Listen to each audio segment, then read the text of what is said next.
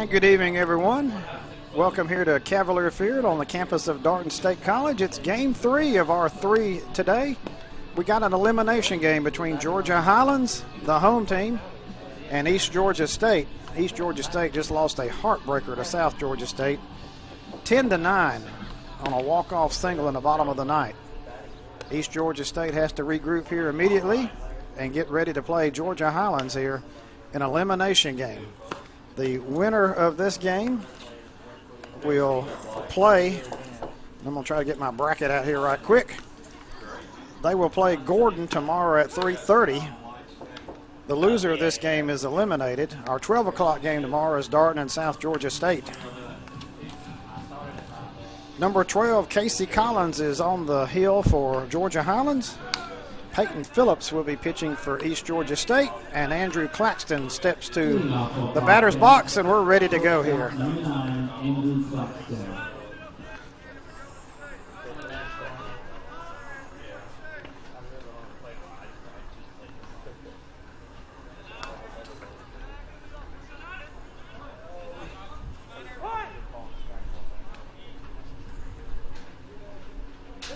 Collins, left-hander, first pitch bunted.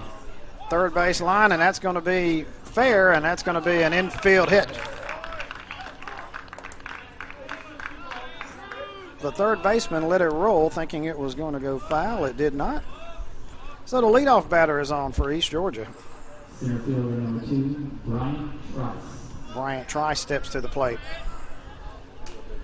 Again, you saw the replay there. The third baseman hoping it would kick foul. It did not. So leadoff runner is on for East Georgia.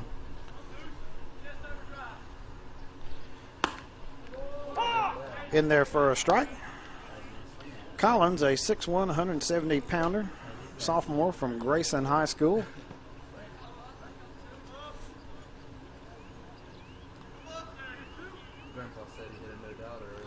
Checks the runner at first, now comes that way, runner back safely.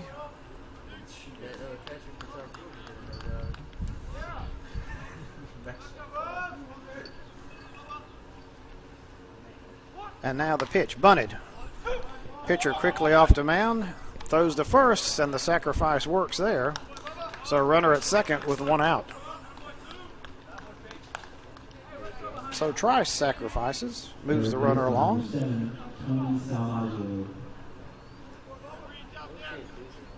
Salvaggio to the plate. Again, the pitcher with only play the first, taking your sure out. So the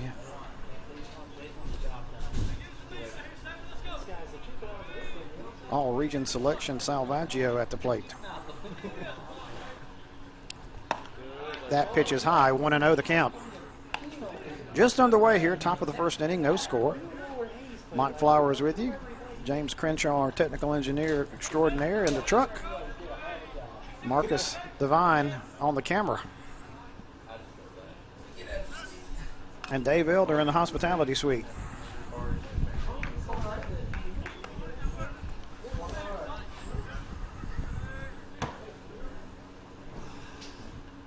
Runner at second, one out for Salvaggio.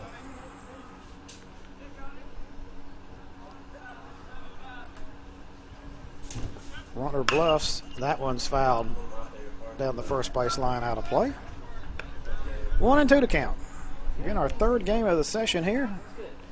Elimination game.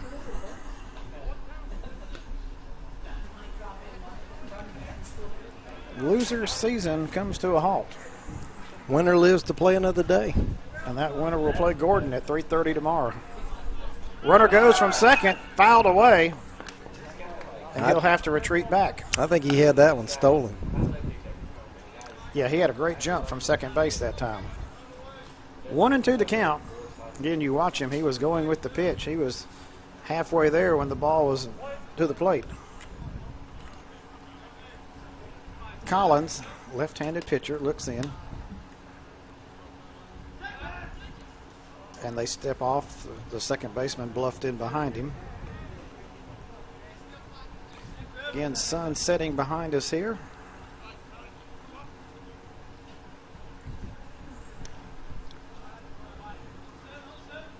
And again, he bluffs the second. It's been a hot day, but it's starting to cool down now a little bit, and we're going to have a good evening of baseball here. Yeah, 91 as opposed to 95. Pop foul out of play. It's all relative, Mr. Well, 90, excuse me. That's right. It's all relative. Weather Underground corrected me. You're just used to those 75-degree days in the hills of North Georgia.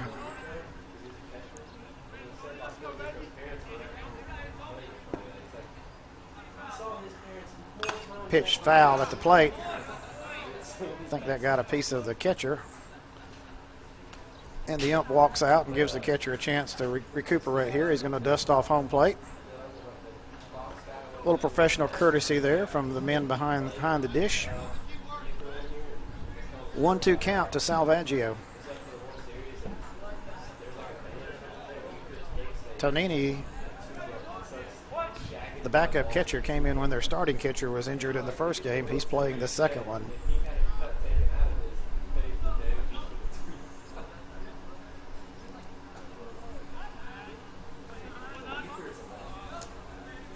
Well, we had thought he had gotten hit in the unmentionables, but he actually, from what I'm told, was hitting the knee.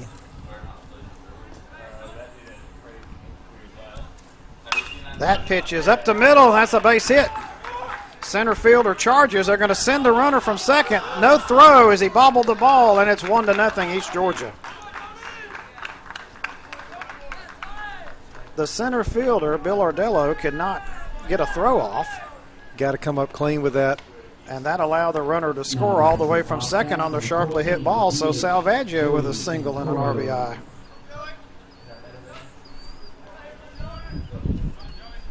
He came up with it, but he dropped it on the transfer. So that's going to bring up Santoro, the designated hitter, Joey Santoro. And that pitch is low. It gets away, and Salvaggio is going to go to second on the wild pitch.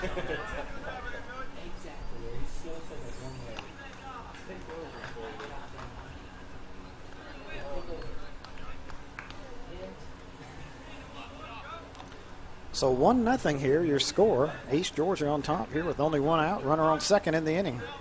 Top of the first here.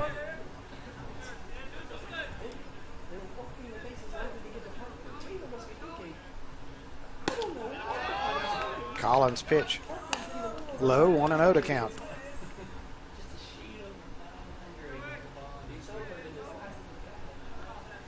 Georgia Highlands.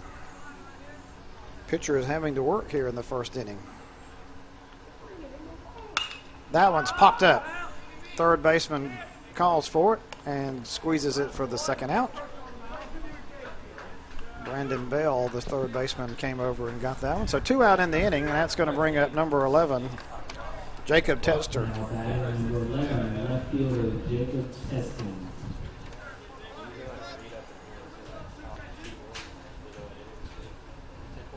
Teston, the left fielder, runner on second. 2 outs. 1 run in here for the Bobcats.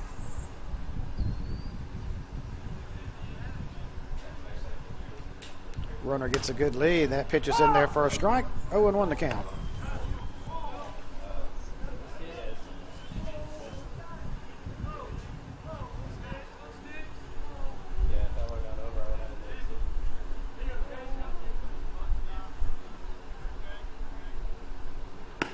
That pitch is in there for a strike. 0-2 the count. So Collins 1 strike away from getting out of the inning with only 1 run.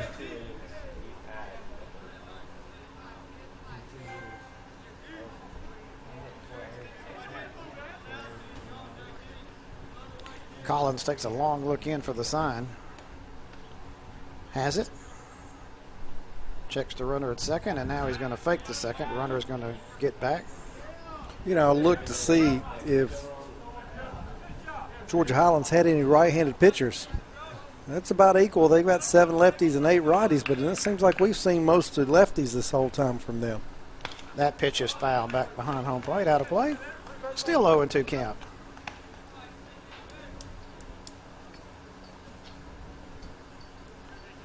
Well, again, East Georgia losing that heartbreaker. They've come out and got a run here in their half of the first.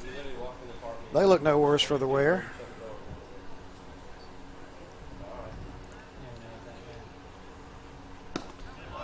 That pitch is just a bit off the plate. Well, you get this time of the year now when you get into your second and third seasons after the regular season, and you got to be able to throw everybody. If you got a pulse, you got to be able to throw, and you got to be able to play back-to-back games and day-to-day games. And you get out to Grand Junction, you'll definitely see that, especially if you get in the losers bracket out there. Ground ball to the first baseman. He's going to take 2 steps on the bag for out number 3. But East Georgia, they score 1 run in the inning. They strand 1. We watched a replay here as we go out. 1-0. East Georgia on top. GCAA Sports Network, powered by Jock Jive.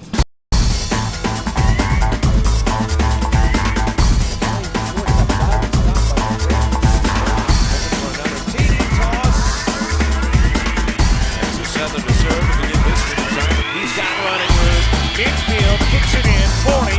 Got one guy to beat, and he beats him easily into the end zone. Right here on TopTime.com.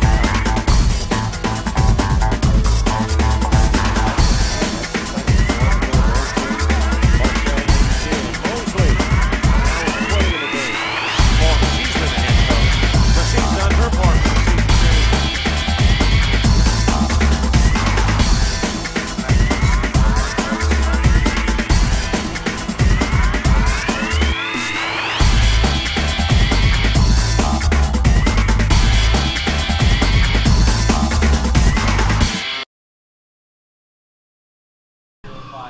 Bottom of the first inning here. Peyton Phillips is on the hill for East Georgia. I would like to give a shout out to our sponsors, and that is Diamond Baseball, provider of our balls here, a proud supporter of GCA Athletics, our official ball sponsor. And Andy Cristo, State Farm Insurance, your good neighbor insurance agent here in Albany. Andy Cristo, you can give him a call at 229-888-0007. That's 229-888-0007. Proud sponsors of GCAA Athletics. Peyton Phillips on the hill. And he was a second-team all-conference pitcher. So East Georgia State has to be pleased in this elimination game. They got one of their best ones going. So they did not pitch him in that first game, saving him for this one. And again, going to your point, it's Johnny Allstaff for everybody in this one, elimination game. You pitch, you're going to pitch if you're needed. That pitch is sky to the right fielder. He comes in about 2 steps, comes in a couple of more, camps under it, and the first out is recorded there. Zach Lamper in right field playing this one. So Brandon Bell flies out. Now Brandon Etheridge. Brandon Etheridge.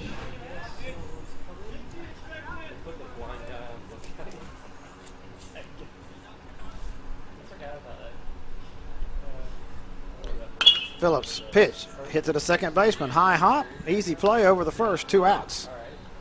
So just like that, Cal Young records a second out, so 2 pitches, 2 outs here for Phillips. And that brings up first baseman Nick Fink.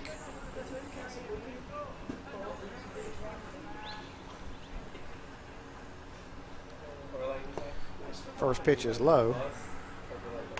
I wonder if Nick has a nickname.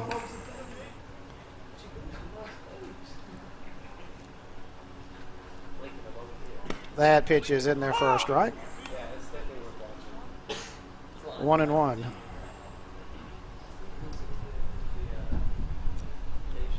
Most baseball players have some type of nickname.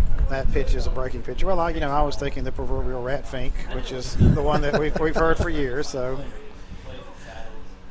those terms of derision can be terms of endearment in the sports world. That one's cut on and missed. You're exactly right. Nothing is sacred in athletics. There's nothing. That's right. That pitch bounced in there. We used to have a player on my high school team that we called him Stink or Stinky, and you can imagine why. After a full day of playing, you did not want to get around him.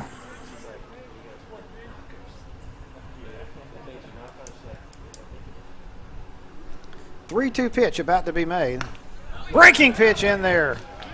Called third strike. So Fink goes down looking and nothing doing for Georgia Highlands in their half of the first. At the end of one, it is 1-0 East Georgia.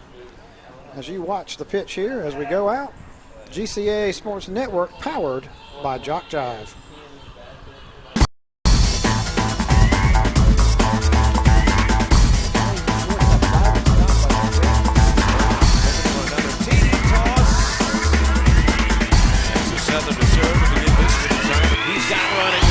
Midfield kicks it in, 40, got one guy to beat, and he beats him easily into the end zone.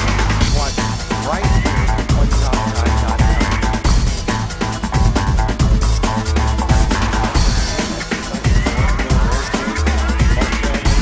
Mosley, now is playing the game.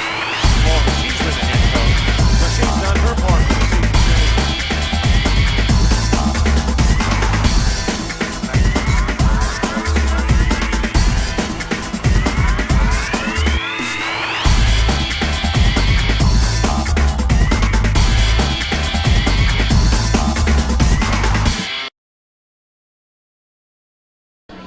Top of the second inning here, it's 1-0 East Georgia on top.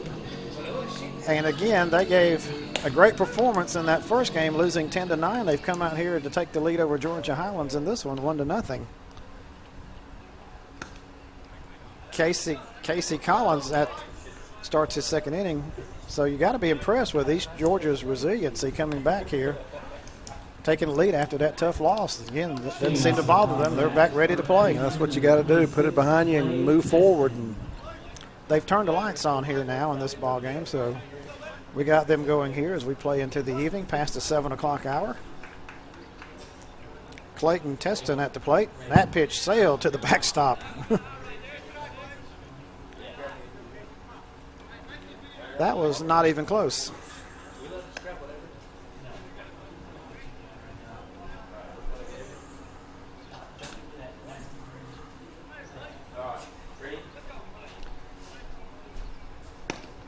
That pitch is a ball, 2-0. So Casey Collins,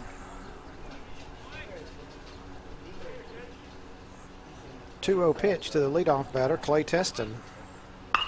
Pop foul out of play. 2-1 the count.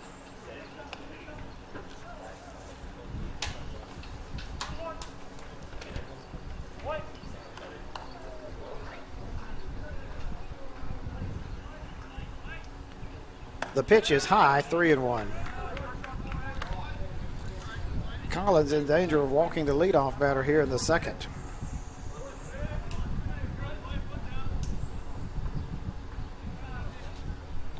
The pitch is high, and he does. Teston draws a walk. So catcher Ben Hawkinsmith comes to the plate. Mike, it's looking forward in our bracket. Of course, this is an elimination game between Georgia Highlands and East Georgia. Winner moves on to play Gordon tomorrow at 3:30. Of course, Darton and South Georgia are sitting pretty in the winner's bracket, and they'll play at 12 noon tomorrow. Batter Hawkinsmith wanted to bunt, pulled the back, called the ball, 1-0. And the one game we didn't cover would be the 7 o'clock game tomorrow night, and that would be the loser of the winner's bracket between Darton and South Georgia, and then the winner of the Gordon game tomorrow. So we have 3 games tomorrow as well to bring you. Hawkinsmith bunts, he fouls that one to the screen out of play, 1-1. And yes, we will have to wait to see what happens to determine who's going to play in the final game tomorrow night. But we know Darton and South Georgia State are set.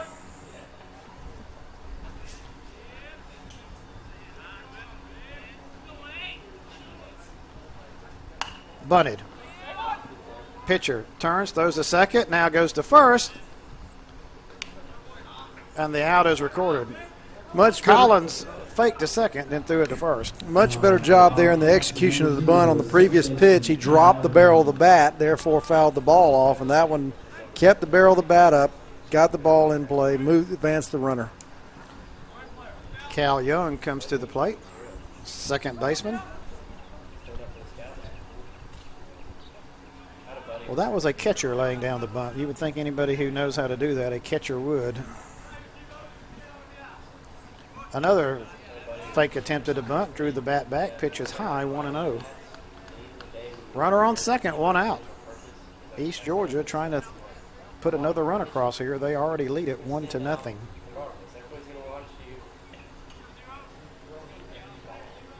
Collins winds and delivers.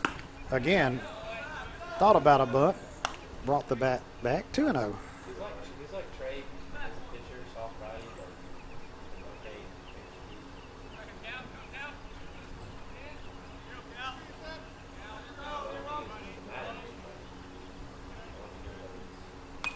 That one is foul to the screen.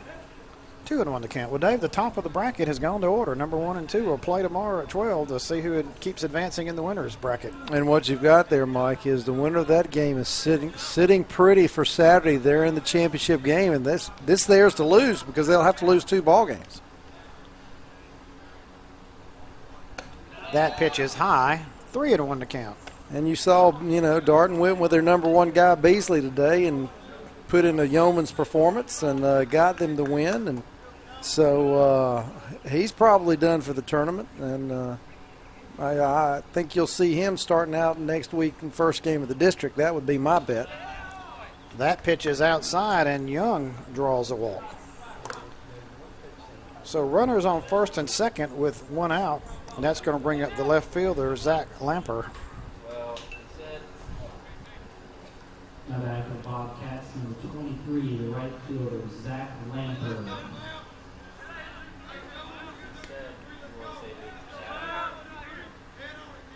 So runners at first and second here.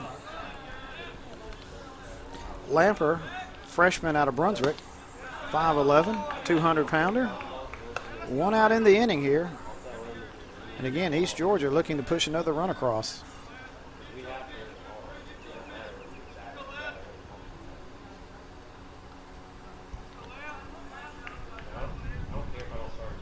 Collins checks the runner at second, now deals to the plate. Fouled away there. 1-1 to count. Collins would like to see a double play ball here to get out of this inning.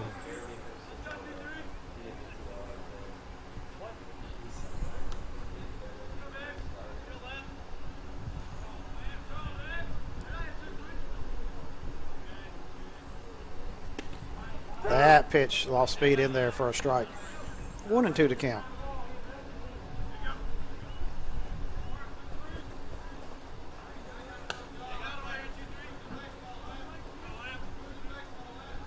Collins ahead in the count here. Runners get their lead from first and second. Deals to the plate. Hit down the right field line, but that's going to get foul out of play. So we'll do the pitch over again.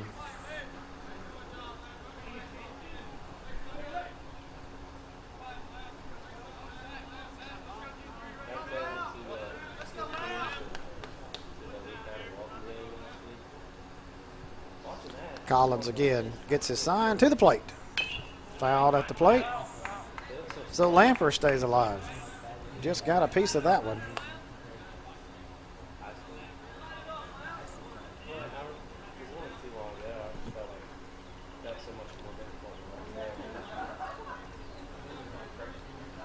Lamper digs back in there.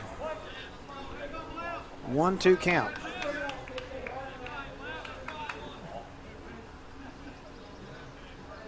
Deals to the plate. That one's low. 2-2. Good stop by Tonini.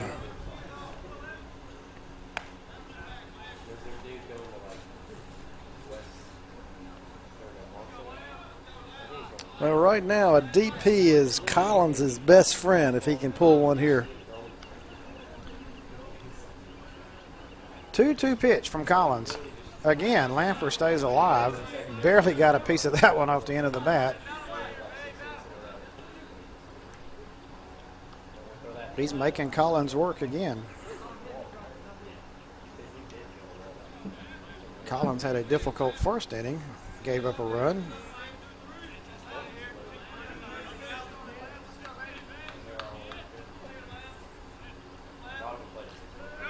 And that one is hit to center field. Center fielder comes in on the run, and it's going to drop. Everybody had to hold up to see if it was going to get caught, as the center fielder did a little deke job there, but the bases are full. And Lamper, after fighting off 3 pitches, gets a single. Bases are full for Andrew Claxton. Claxton singled. Again, the center fielder deked everybody there, Bill Ordello. But the runners had to hold to see if it was going to be caught. So bases full of Bobcats and only 1 out. And I forget what Dave said of when the bases are full of Bobcats, but it's some name. And Crowder. And they picked him off at first. Yep. Collins with a pickoff here. Watch it on the replay. Wow, you can't go to sleep, which is what he did. First baseman snuck in behind him, and they got him out. Good throw from the pitcher, right on the bag.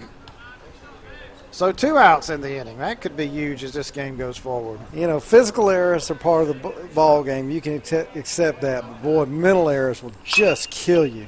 Grounded in the third baseman. Dives, throws.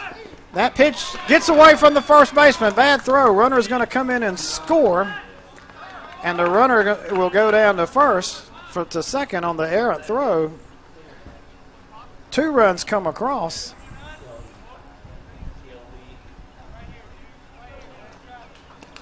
Made a great play at third, but just came up and errant throw. And you watch the 2 runners from third and second both come home on the play. And it's 3-0. Yep, error on the third baseman on the throw.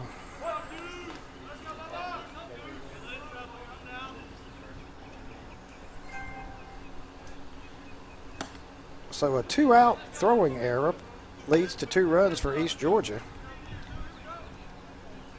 And Bryant Trice to the plate with a runner standing at second.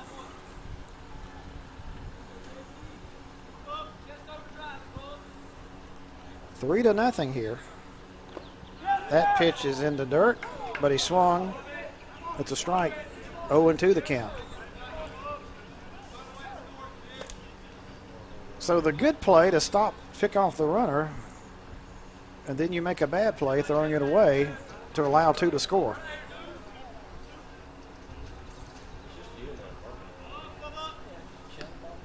Collins regroups here, looks in for the sign. Delivers to the plate. Just a bit outside. Trice sacrificed his first plate appearance. Salvaggio waits on deck.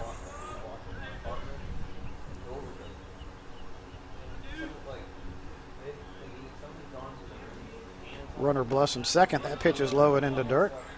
Tonini with a good stop. 2-2 to count. 2 outs, runner on second, 2 runs in, 3-0 East Georgia on top.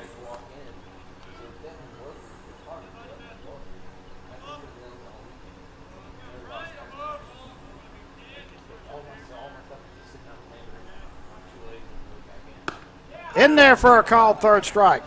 Trice caught looking, but East Georgia, they put 2 more runs on the board. They strand a runner at second.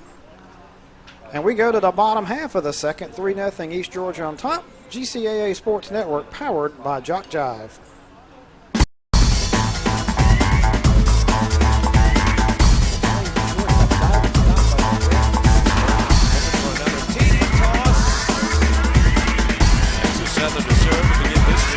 He's got running room. Infield kicks it in. 40. Got 1 guy to beat, and he beats him easily into the end zone. Right here on JockJive.com.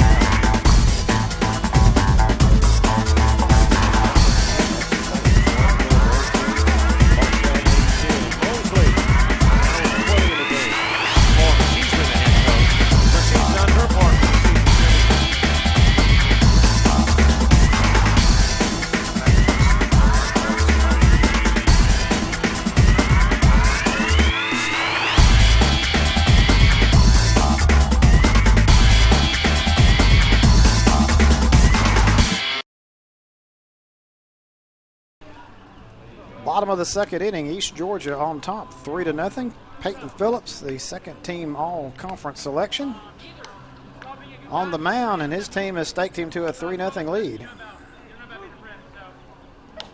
Again, this is an elimination game here. Loser season comes to a halt. The winner will play Gordon tomorrow at 3:30. Things are starting to take shape here as we go through this tournament. Getting a little bit closer there where we pretty much know where things are going. Still a lot of baseball left, a lot of pitches left to be thrown. Daniel Gooden, the designated hitter, left-hander, leads it off. But we do know a little bit more about next week, Mike. We do know the two recipients from Region 7 in Tennessee that are coming down here. We know Walter State, they won the regular season title up there for them, but ended up coming in second in the tournament, and champion Dyersburg State. So, and we know Darton's going to be there. And we know Darton will be there. So we've got 3 out of the 4. We don't know where Darton will be, whether they'll be 1 or 2. That's in their control right now. Gooden cuts and misses. Gooden, a 6'3", 225-pound sophomore out of Griffin, Georgia. 1-2 pitch from Phillips. That is grounded foul off his leg, I believe, or foot there. That may have gotten the bunions there as we watch the replay. Come off his inner thigh.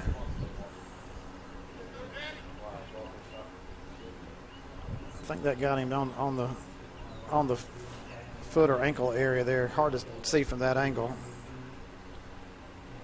That pitch is cut on and missed. That got him on the leg, but he goes down swinging. So 1 out here.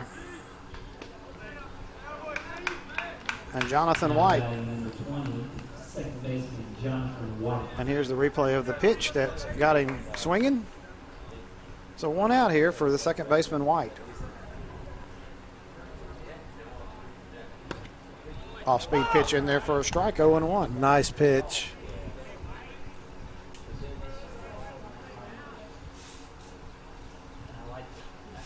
Phillips shakes off the sign, now deals to the plate.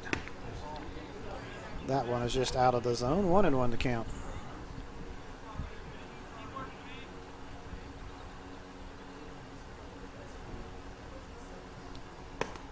That pitch is low, 2-1.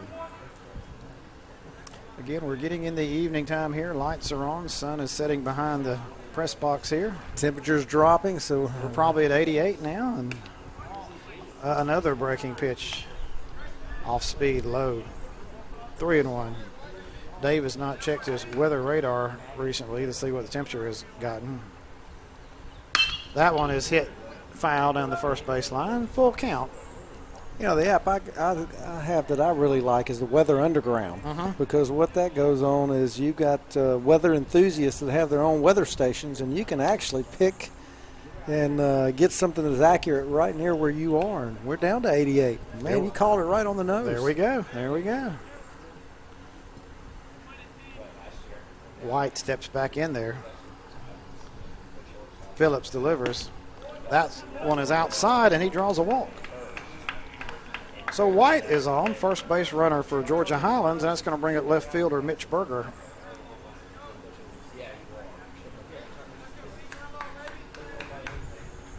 Now batting for the Chargers, number 25, left fielder Mitch Berger.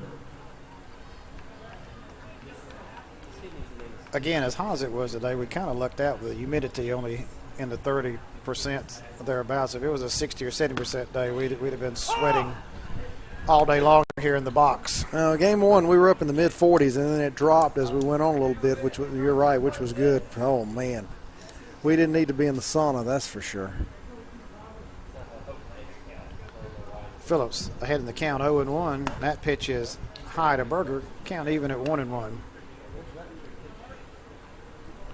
Yeah, we have those days down here where you take 5 showers, during a day. You sweat in the morning, sweat after the shower, take another one, sweat again. There's just no way to get around it. Well, tomorrow's forecast is 87. That's 9 degrees cooler than what we had today, so I'll take that any day and twice on Sunday. 1-2 count here to Berger.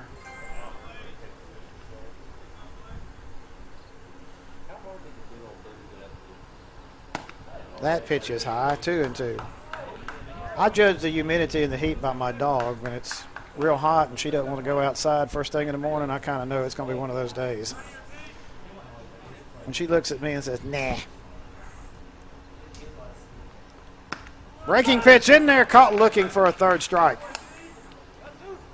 Berger caught looking, so 2 outs in the inning. And that's going to bring up shortstop Trenton Nutter. Trenton Nutter. Beautiful pitch that time, broke right in on the corner. So a runner on first, 2 outs now. 3-0 East Georgia on top. Again, another pitch in there. That one broke in there for a strike. 0-1 to count.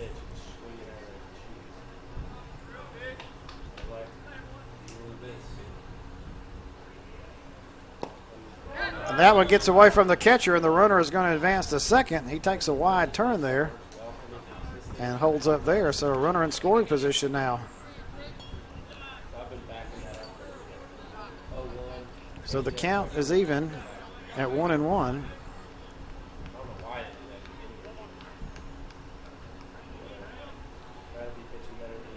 Phillips checks the runner at second. To the plate. Off speed to the third baseman. Across the diamond in plenty of time for out number 3. So Georgia Highlands strands a runner at second. They do not score in the inning. Good play by the third baseman there, Salvaggio. We've called his name a lot. Good player, throws to first. GCA Sports Network, powered by Jock Jive.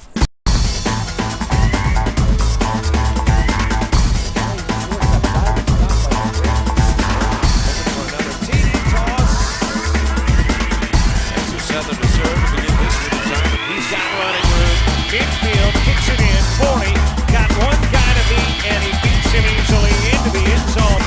One right here, one outside,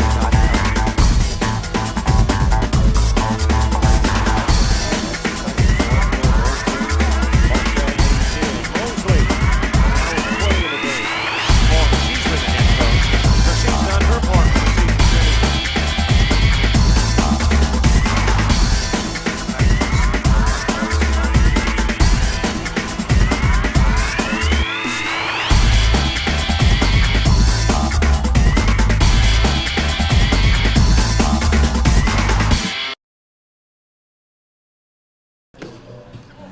Well, we go to the top of the third inning here. It's 3-0, and as the strains of Billie Jean are playing, we're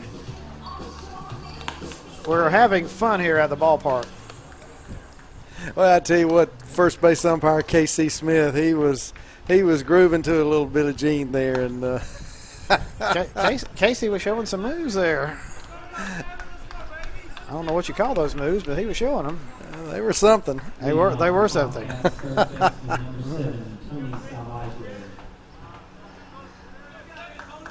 Tony Salvaggio leads it off. He's single driven and a run. Leadoff batter here for East Georgia in their half of the third. Collins still on the hill for Georgia Highlands. That pitch is outside. 1-0 the count. Again, we're just having fun at the old ballpark. You know what? If you can't come to a ballpark and have fun, then you got to check yourself a little bit, because that's what you're supposed to do. That pitch is swung on and missed. 1-1. Life's too short. I will not disagree with that statement there. That is in the hole through the shortstop, and that's a base hit for Salvaggio. That's his second single of the game. Again, knowing what I've been through, and you know what I've been through, every day is a good day. So you have to enjoy them. People get too caught up in everything. Life's too short to sweat the small stuff. I think I've learned that more and more as I've gotten older too. Pitch is foul back to the screen. 0-1 to count. Well, I have a birthday next week, and a few years back we didn't know if we were going to make that one. So we are glad to be here. Well, we're glad you're here too, Mike. And we enjoy these ball games. We enjoy those little things in life now that mean a whole lot more to you. Bunted. Pitcher quickly off the mound, off balance, throws it to first, and the runner is out there. And the runner advances to second. Collins quickly off the mound, off balance throw. Left fielder, number 11, Jacob Teston. But got him by 2 steps. So Jacob Teston to the plate. So Salvaggio stands at second with 1 out here.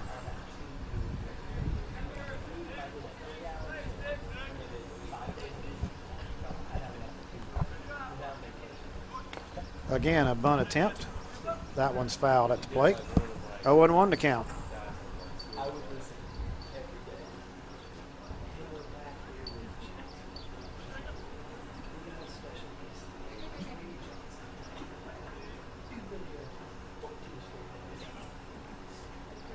Collins looks in. Gets his sign from the catcher. Jacob Teston at the plate. Teston swung. Call a strike. 0-2 to count. Teston was fooled on that pitch and went around on the pitch in the dirt. Home plate umpire will dust off home plate there.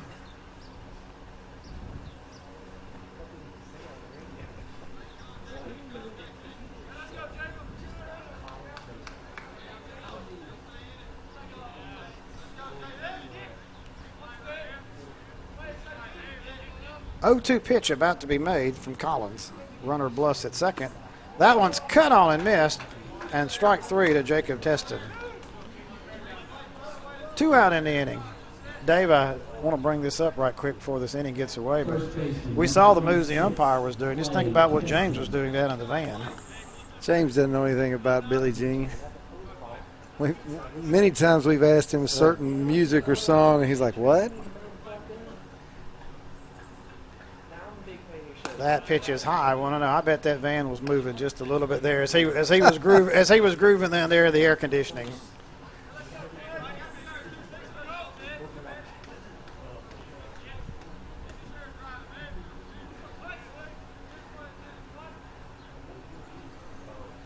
That pitch is high. Robert Williamson may have to get the shocks adjusted on that, checked on that van after this weekend.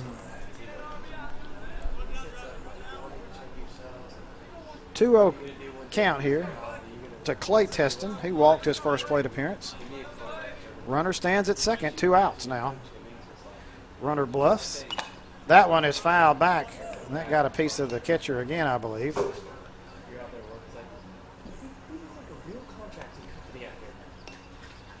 And the umpire goes out to retrieve the ball. Again, I think that one bit a piece of the catcher there. So everybody's going to take a second or two to regroup here. 2-1 the count. Again, we watched the replay here. We'll get a better angle of it. That got the umpire there, not the catcher. Got the umpire in the mask. So a 2-1 count here. Yep, the catcher took a little time there to get the umpire some breathing space as he went out to talk to his pitcher. 2-1 pitch. That's in there. 2-2 the count. Teston took a strike right down the middle. 2 outs, runner at second, 3-0, East Georgia leads it. A 2-2 count. Teston grounds it up the middle. Nutter has it and lost it. He dropped it on the exchange. That's going to be an error, and Clay Teston is on first base. Well, Mike, I'm going to tell you, you and I mentioned this earlier in the first game with Georgia Highlands. Nutter plays everything to the side of him. You see right there, he played that, and he's missed some balls because of that. If you got an opportunity to play in front of you, play it in front of you. So now Ben Hawkinsmith, the catcher, to the plate. Runners at first and third with 2 outs. East Georgia leads at 3-0. They have a runner in scoring position. Grounded to the third baseman, and that's going to be foul. The umpire on the call immediately, so strike 1 the count. Well, let's see if that error by Nutter comes back and bites them. That would have gotten them out of the inning. Instead, Bobcats have a pounce on the base with a runner on first and third.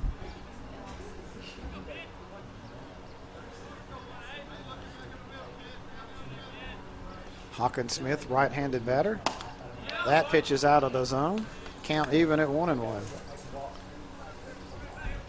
Yes, if nothing else, we've learned that a lot of Bobcats are a pounce.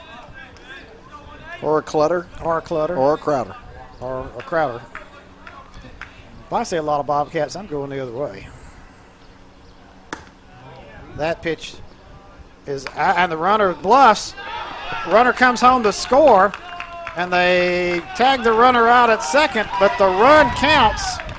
So a double steal, and they get a run. And it accomplished what they want, and there was what we said. It did come back to haunt them, giving them another run. So they pull off the double steal. The runner got caught on the run down at second, but he got out after the runner scored. 4-0, GCA Sports Network, powered by Jock Jive.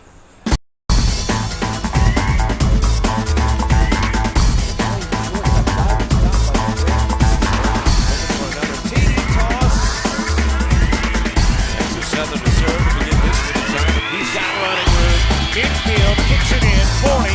Got one guy to beat, and he beats him easily into the end zone. One right here on JockJive.com.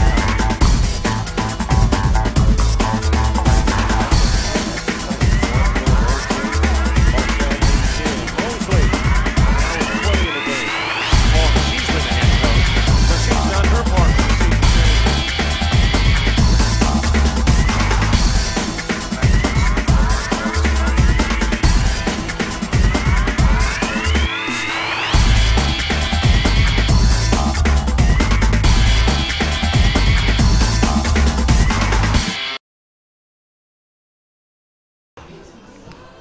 Bottom of the third inning here, 4-0 East Georgia on top. Dave, they got a gift run that last inning on the error by the shortstop. That allowed the run to score here at the end of the inning on the double steal. And again, East Georgia, that tough loss, playing well here. They lead 4-0 over Georgia Highlands. Well, you know, it's real easy. Generally, in any ball game, in any sport, there's not one play or one thing cost a ball game. But a lot of times you can always go back to look at certain things and say, well, here's a what if. If they end up losing by one run, you can go back to look to that one thing right there. And again, if you're Georgia Highlands, I mean, Peyton Phillips, second team all region.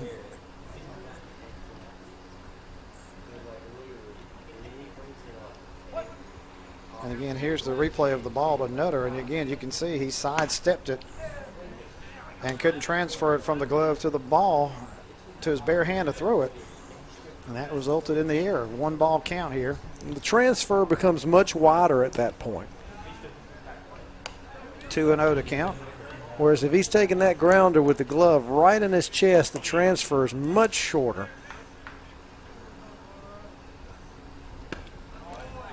Well, Dave, I've always heard this, that if you're a shaky fielder, the ball will find you.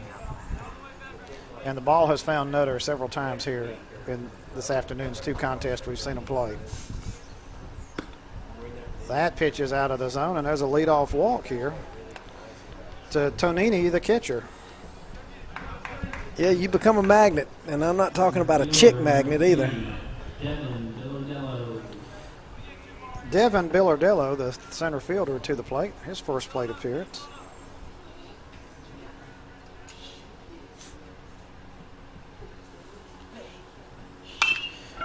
Grounded through the hole, and it gets by the shortstop. Runners will be at first and second. Solid single for Billardello. So now Georgia Highlands has something going with the top of the order coming up. Well, the Chargers are trying to bolt up this inning. That's the expression they like to use. Now back for the Chargers, third baseman number 27, Brandon Bell.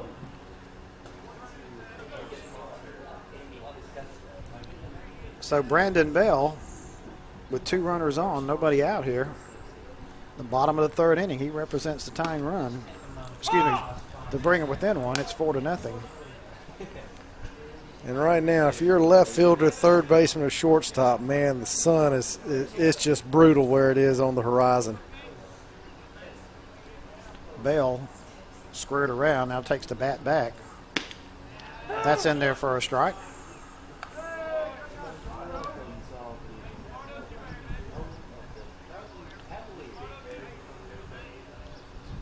Well, the Chargers of Georgia Highlands have 2 runners on.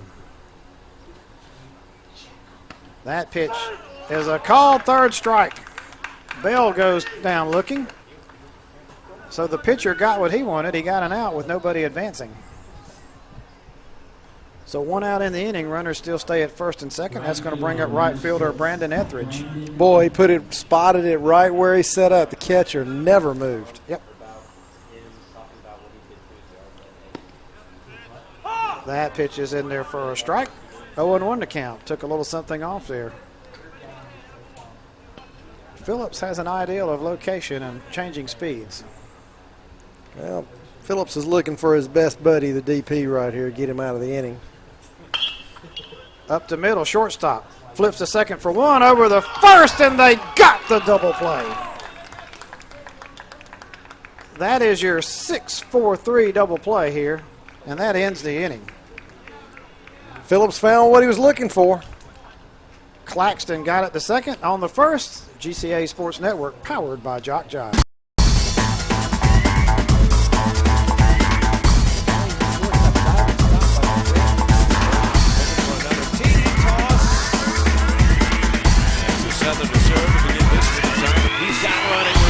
Infield kicks it in. 40.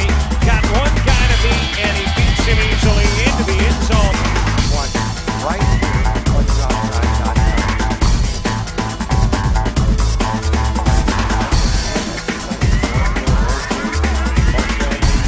Mosley. Now in play of the game. She's been the head coach, but she's done her part for the season.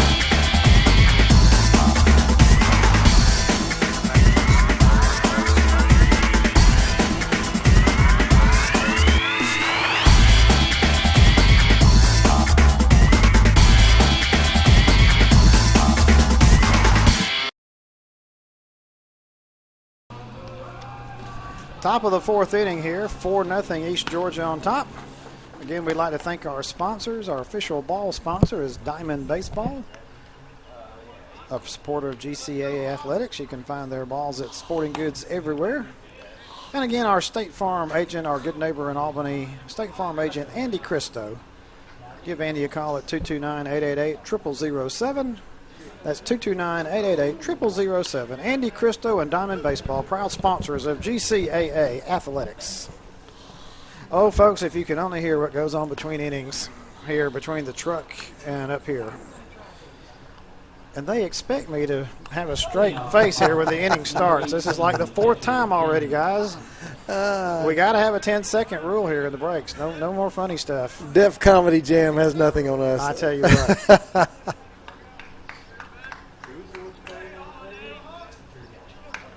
Ben Hawkinsmith at the plate. He was at the plate when the inning ended. He bunts it. Pitcher quickly off the mound, throws to first, into the runner, but he held the base and got him out. Man, that was a disaster waiting to happen right there. Just averted. Throw came across the first baseline, and the first baseman had to get right in front of him. Second baseman, number 0, Cal. Good play by the first baseman there, Nick Fink. Of course, the replay slowed down, doesn't look nearly as bad, but you get that full speed, and Cal Young at the plate. Pitches outside, 1-0. Yeah, that's an injury waiting to happen there to a first baseman diving in front of the runner. That pitch is high. 2-0 the count. Well, that bunt right there, you got to get it a little bit further down the line because there's no way the third baseman's going to get it, but didn't push it down quite further enough where the pitcher had to come all across. If he had to come another step or two, he's beat that out. That pitch is in there for a strike. Young taking all the way. Young, who has walked in the ball game. 4-4-0 for East Georgia.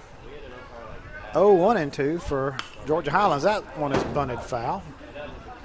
And Young is not happy with himself on that one as he popped that one foul. 2-2 to count.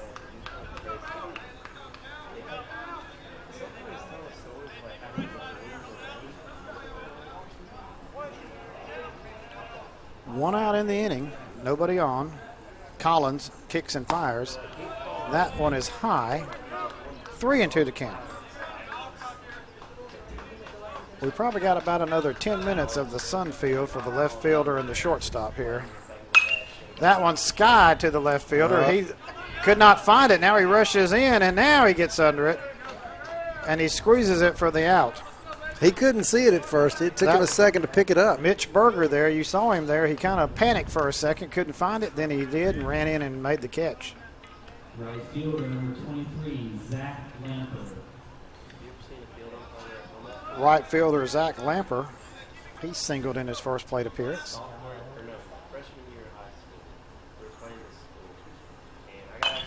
That one is grounded foul at the plate. 0-1 to count. Again, the center fielder on that play prior was running in hard as he could. He had a better angle of it, but the left fielder called him off and made the catch.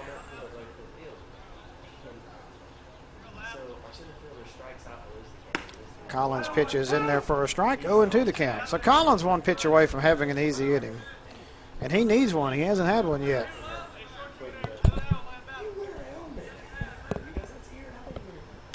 That pitch is fouled at the plate. Lamper stays alive. That's what he did his last at bat. He fouled 4 off before he got a single.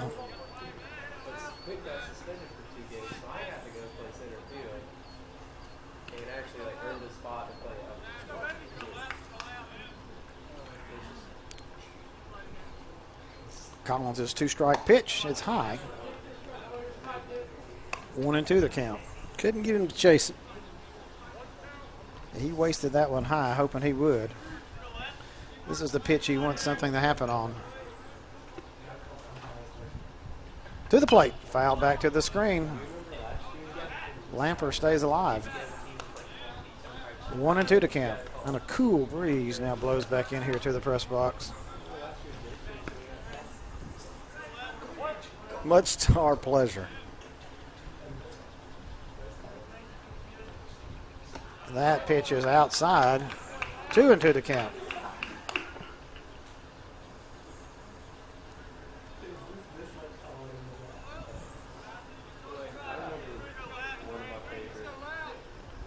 Collins trying to get out of this with no damage done here. And now the batter calls time. And the ump grants it. Collins to the plate. In there for a called 3rd strike. Lamper caught looking, and East Georgia goes down quietly in their half of the 4th. 1-2-3. Nice pitch right here. You'll watch the replay as we go out. Bottom of the 4th, 4-0 East Georgia. This is the GCAA Sports Network, powered by Jock Jive.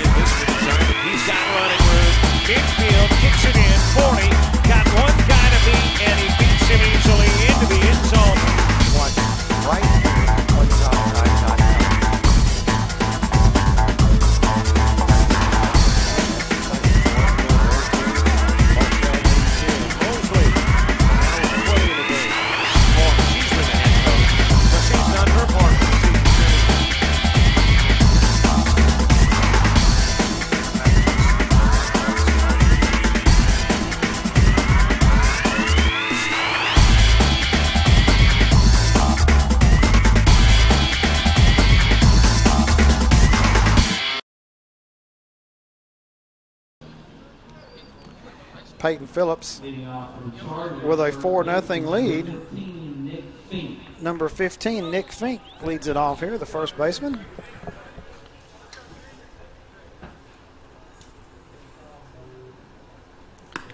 And that pitch is in there for a strike. 4-0 is your score. 1 run in the first, 2 in the second, 1 in the third for East Georgia. Nothing doing in the 4th. Georgia Highlands needing to start chipping away here. Grounded foul off Fink. And, of course, in between innings, we're talking about other sports and a big game tonight in the NBA as the Spurs play OKC, and Spurs trail that series 3-2. OKC can put them away tonight.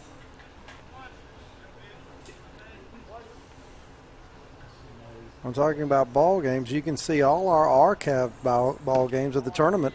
Softball tournament last week, baseball tournament this week on the GCA Sports Network. Just go to the GCAA.com and you can find the GCA Sports Network tab, and it'll go take you to our YouTube site and check out those games. Watch them as many times as you like. Fink goes down swinging here. The designated hitter, number 37. And that's going to bring up Daniel Gooding, the designated hitter. The designated hitter. And all that is uploaded by one James Crenshaw. I was just getting ready to give props to James Crenshaw for doing that. Yes, sir. When he's not grooving to Billie Jean in the van, he is working hard uploading all that for the fans to watch. You know, he thought the song was Emma Jean. That's what he told me. Breaking pitch outside, 2-0 the count. Again, Peyton Phillips in control here, leading 4-0. 1 out in the inning. That pitch is in the dirt. Hawkinsmith blocks it. 3-0 the count.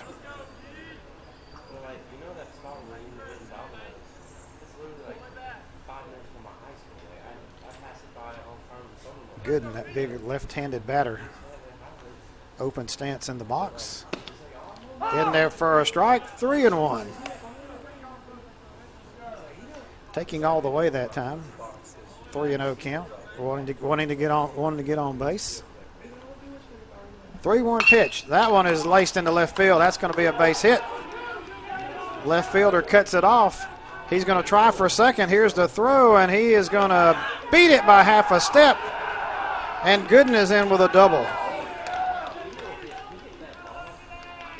Watch that one again. The left fielder made a good relay.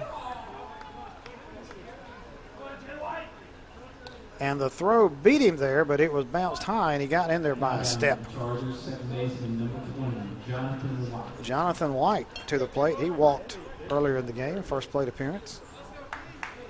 So Georgia Highlands has a runner in scoring position with 1 out here. Well, for a while there, the Highlanders had more errors than they had hits, but that's just tied it up now. 2 hits, 0 runs, and 2 hits and 2 errors for the Chargers. 4 runs on 4 hits, no errors for the Bobcats. Off-speed pitches in there for a strike, 0-1.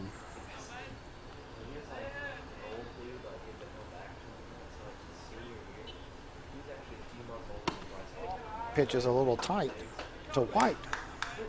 1-1 to count. And the shadows are almost completely enveloped the field here.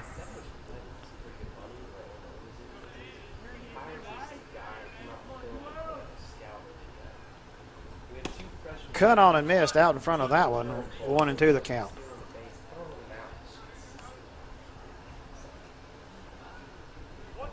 Phillips looking back at the runner at second. Shakes off his catcher a couple of times. Now he gets what he wants. To the plate. Back up the middle, and that's going to be a base hit. They're waving him home, and he's going to come in and score. The throw is cut off by the first baseman, and it's 4-1. White with a single and an RBI. Gooden scores. 4-1.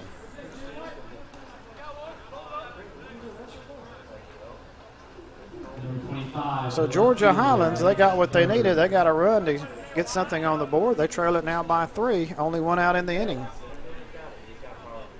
And left fielder Mitch Berger at the plate.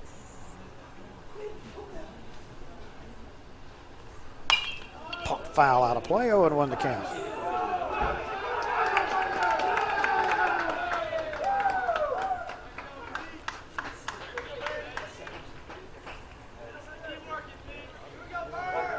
So the aggressive base running by Gooden going into second base pays dividends for Georgia Highlands as he scores on the single. That off-speed pitch is in there. 0-2 the count. 4-1 here, bottom of the 4th.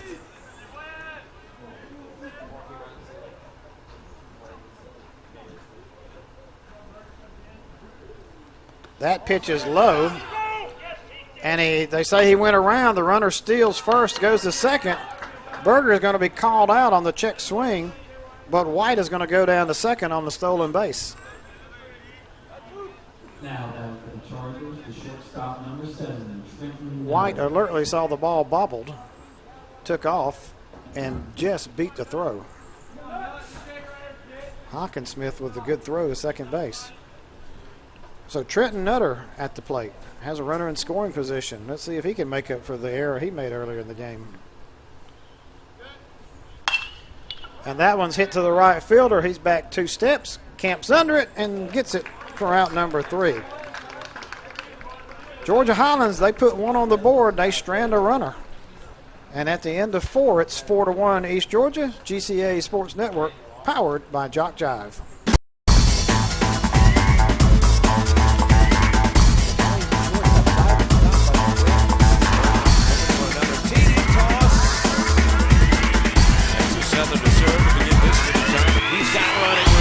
Infield kicks it in, 40, got one guy to beat, and he beats him easily into the end zone. Watch right here on TopSide.com.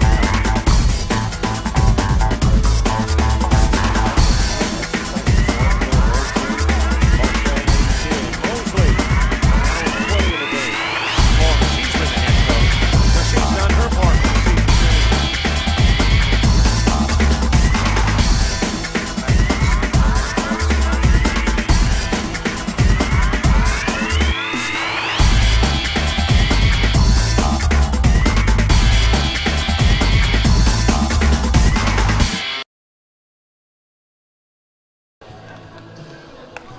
Casey Collins, his team has gotten him a run back. It's 4-1 here as we go to the top of the 5th. East Georgia still on top. It's an elimination game. Again, the winner of this one moves on to play Gordon at 3:30 tomorrow. The loser, season comes to an end. And as we saw in the softball tournament up at Locust Grove, the finality comes quick. Yes, it does. That was an interesting weekend. We had fun doing that on the portico there. Walk-off home run called back on a great call. Yep. The first runner on first left early. Yep. So instead of a walk-off win, it ended up being the runner's out. Batter goes back to the plate, and the ball game's over with. And Georgia Military Capitalized on that. capitalized on that, and they were the champions.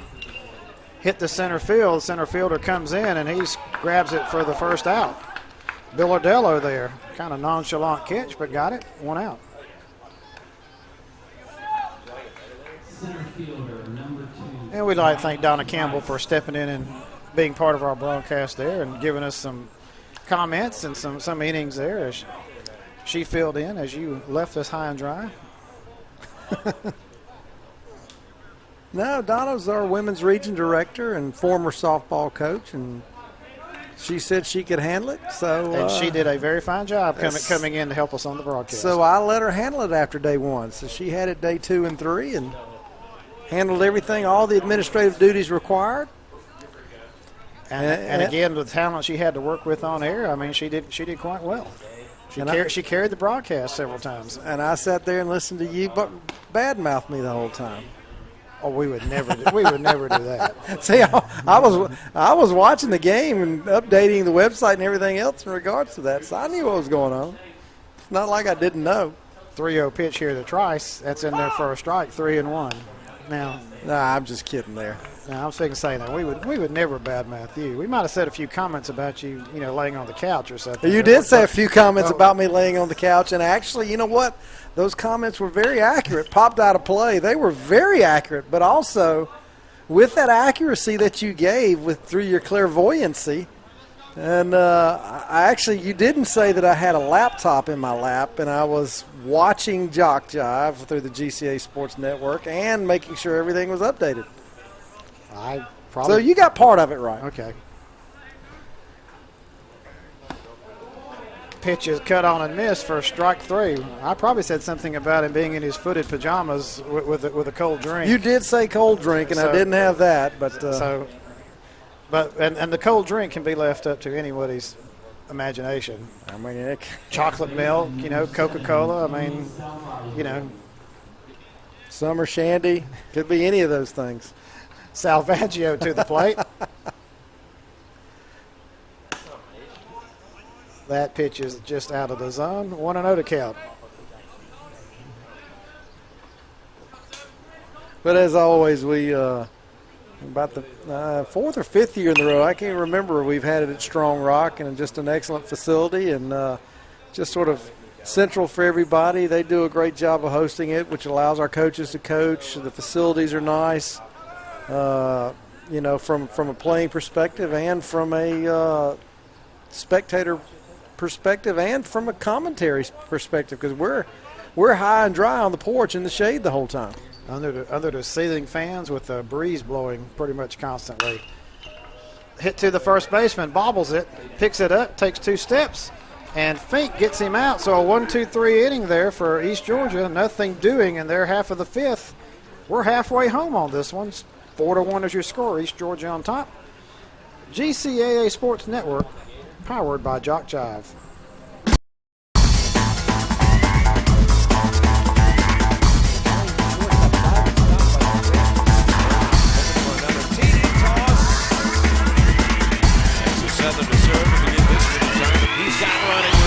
Infield kicks it in. 40.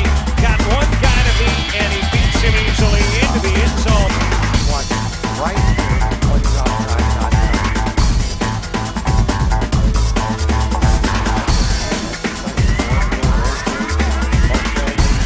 Mosley now with 20 in the game. She's been the head coach. So she's done her part for the season.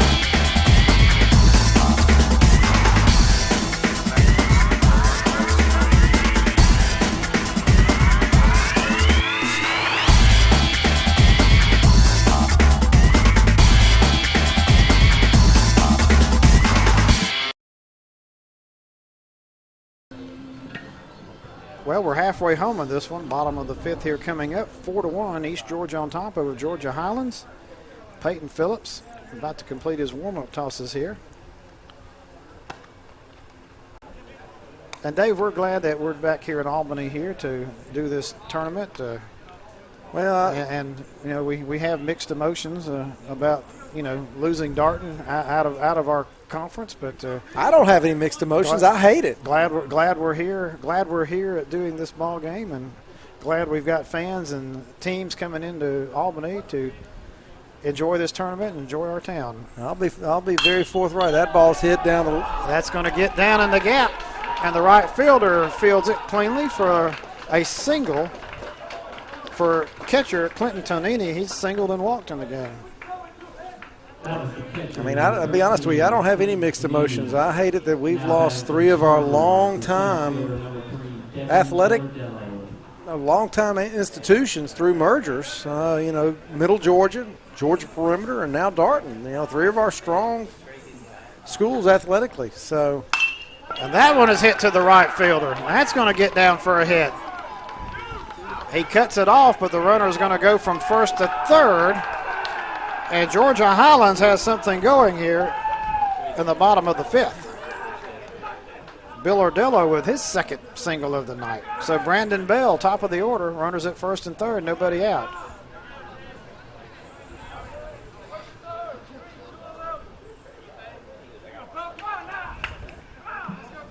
Third baseman, 27, Brandon Bell. So top of the order, Bell, Etheridge, and Fink, next 3 up. So Phillips in a full-blown jam here. First and third, nobody out. That pitch is high. 1-0 to count.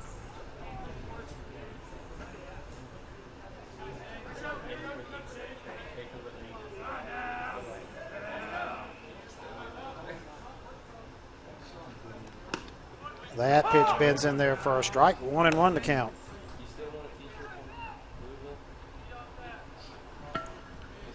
Tonini stands at third. Bill Ordello at first.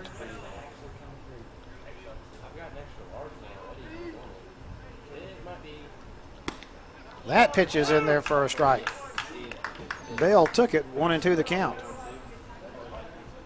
If you're East Georgia, you'll take a double play and give up a run here.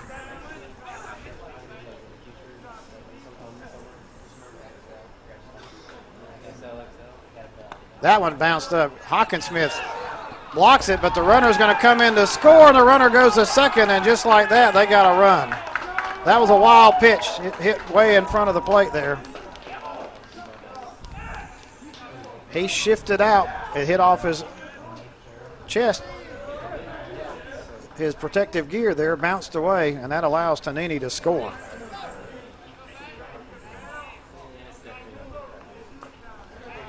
So a 2-2 count here to Brandon Bell. Runner now stands at second. 4-2 is your score. And that's a called third strike. He buckled his knees on that one out in the inning. Well, that's what he was trying to throw last pitch, tried to break off that breaking, and you could see it. And he didn't short hop this one. So Brandon Etheridge to the plate, left-handed batter.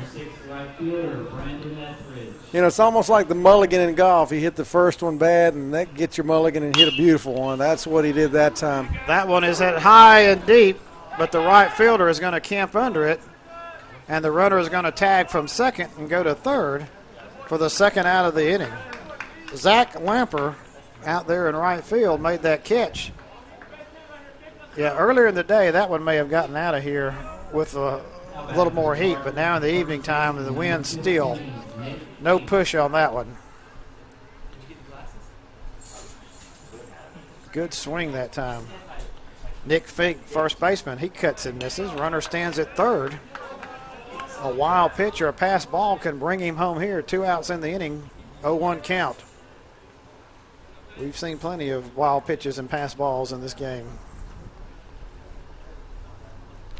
Phillips, cut on and missed, 0-2. 4-2 is your score here, bottom of the fifth. 2 outs, runner on third.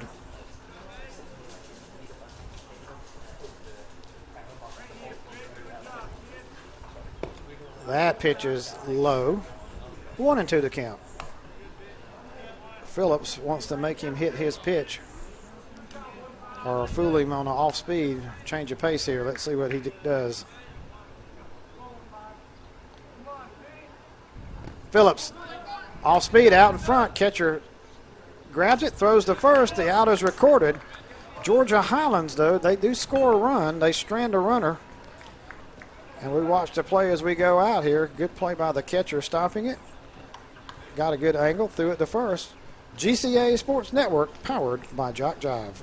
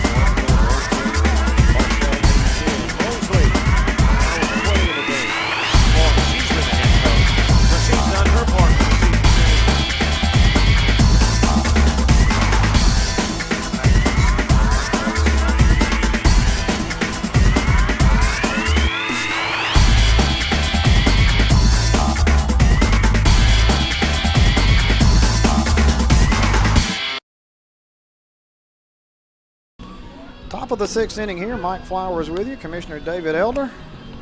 James Crenshaw, our technical engineer extraordinaire. Marcus Devine on camera. Our final of 3 games. It's an elimination game, and right now East Georgia on top 4-2 here as we go to the top of the sixth. Joey Santoro, the designated hitter, leads it off for the Bobcats.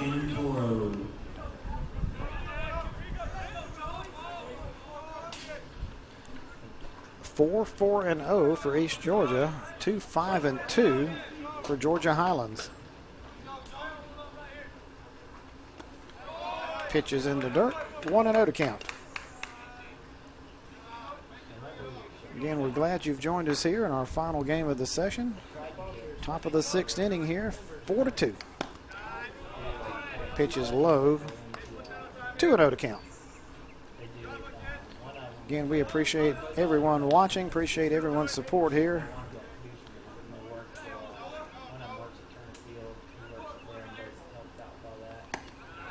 sometime Saturday afternoon, we'll crown a champion here of this tournament.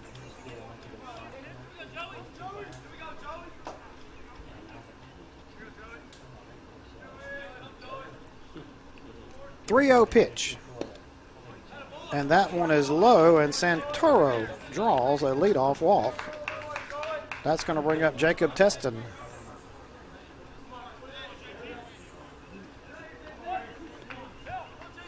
Left fielder, number 11, Jacob Teston. Teston hitless in the ball game. Collins, leadoff runner on first. Bunted, but bunted foul. It rolls harmlessly down the third base line. We'll do it again. So now you get a peek into Bobcat strategy as they are trying to move the runner along. Again, you see the banner on the screen there. If you want to advertise with Jock Jive, give us a call at 229-938-8485 or email info@jockjive.com. Love for you to be a part of our future tournaments, and we have the Summer of Youth Baseball coming up with all kind of Dixie Youth Baseball coming up this summer all across the Southeast. That pitch is low. 1-1 to count.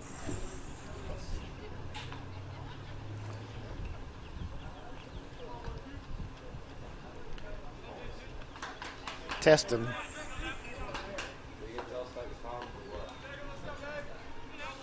The 1-1 pitch.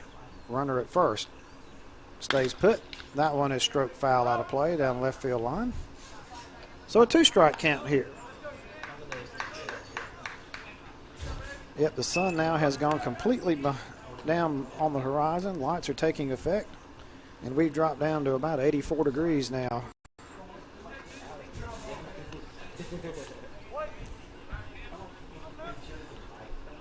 Teston. 1-2 count to the left fielder. And that pitch is hit hard. Right fielder cannot get it on a bounce, and it's going to get by him, and it's going to go to the wall. That may score a run. Teston is going to go into third with a stand-up triple, and it's now 5-2.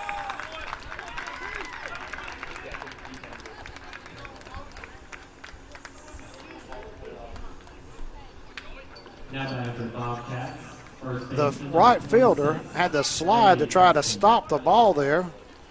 That was Brandon Etheridge.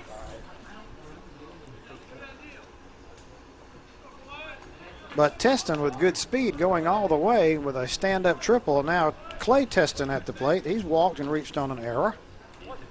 So they get the run back, 5-2 here.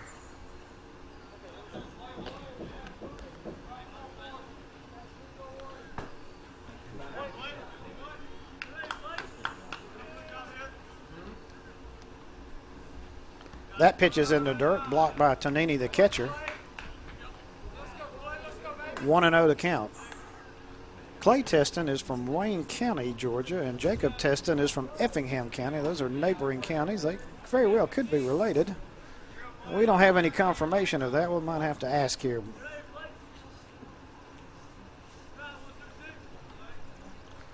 Pop foul out of play.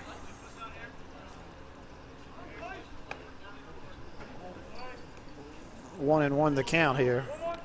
Runner on third. Nobody out. 1 run in.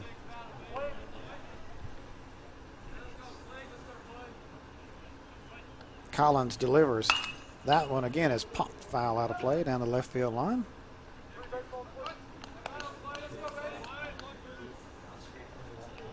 One and two to count.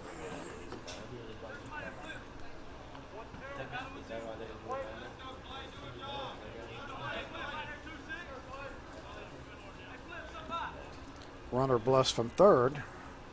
Pitches into dirt. Tonini blocks it, but he did not come home. He stays put there. It's 2-2 to count.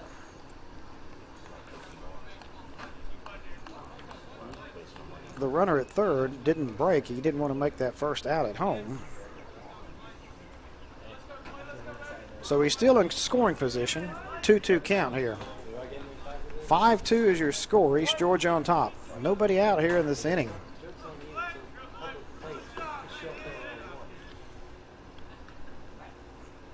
Teston grounds it to the first baseman. He holds the runner at third, steps on the bag for out number one. Good play by Fink there.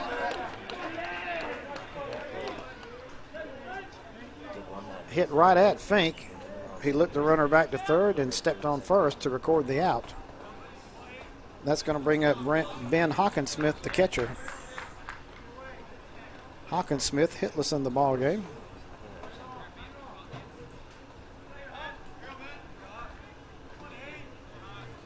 Again, you see the good play by the first baseman there. In there for a strike, 0-1 to count. One run in, one out, runner stands at third.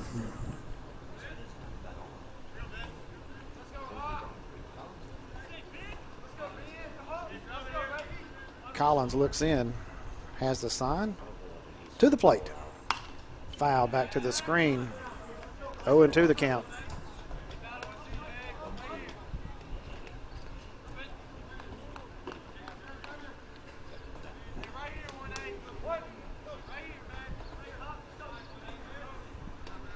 Collins again looks for the sign. Hawkinsmith waits. That pitch is hit into the gap. Left fielder drifts back. He's going to get under it. The runner from third is going to tag, and he's going to come home to score easily, and it's now 6-2. Sacrifice fly by Hawkinsmith. That scores Clay Teston.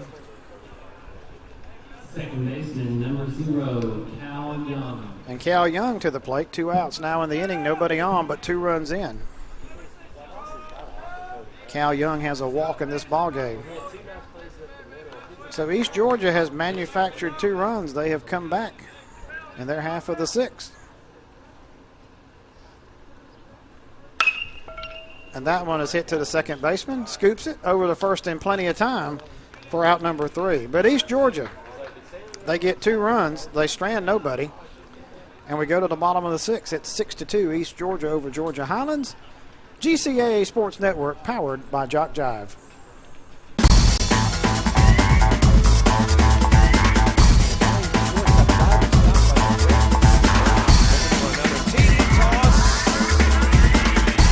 Southern to serve to begin this time. He's got running room. Infield kicks it in. 40. Got one guy to beat, and he beats him easily into the end zone. Watch right here on JockJive.com.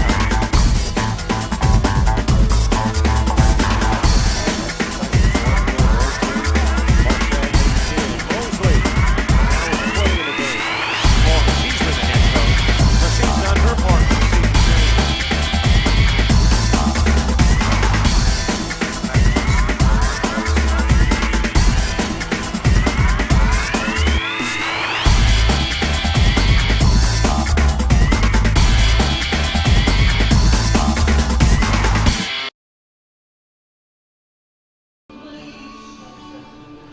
Bottom of the 6th inning here, 6-2, East Georgia on top. And I'd like to again thank our sponsors, Diamond Baseball, the official ball sponsor of the GCAA tournament here. And you can find their product in fine stores everywhere and online. And of course, Andy Cristo, our State Farm, our good neighbor agent here in Albany. Andy, a longtime supporter of athletics. Give him a call at 229-888-0007. That's 229-888-0007. Andy Cristo and Diamond Baseball, proud sponsors of GCAA athletics. Number 37, Daniel Gooden at the plate. He has doubled, scored a run. 6-2, bottom of the 6th inning here. Peyton Phillips, second team All-Region on the hill. That pitch is low and in the dirt. 1-1 to count.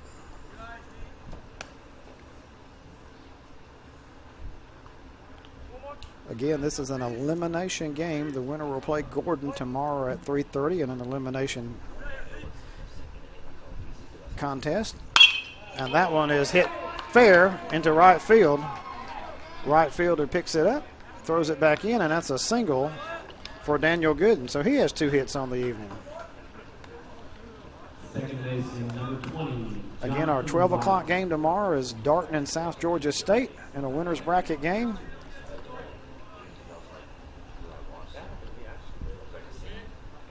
We'll have the winner of this one in Gordon at 3:30, and then we'll figure out who plays in the finale. The 2 losers will. Jonathan White at the plate. He's walked and singled, driven in a run.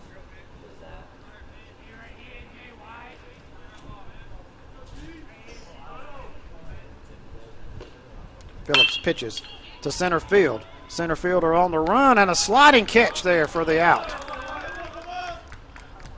Bryant Trice ran in and got that one. As we watch the replay here, runner stays at first, and Trice with a good sliding catch as he came charging in. And the first out is recorded. And that's going to bring up left fielder Mitch Berger, who's hitless in the game.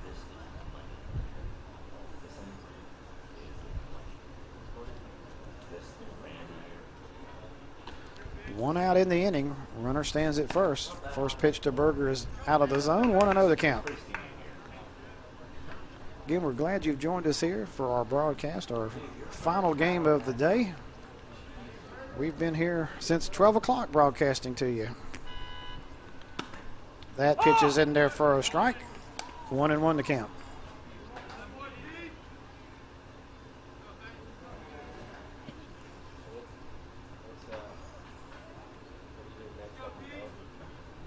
Phillips takes a long look in at his catcher.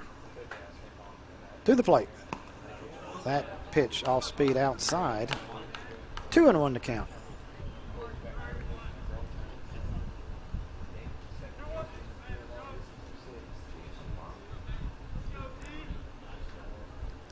East Georgia.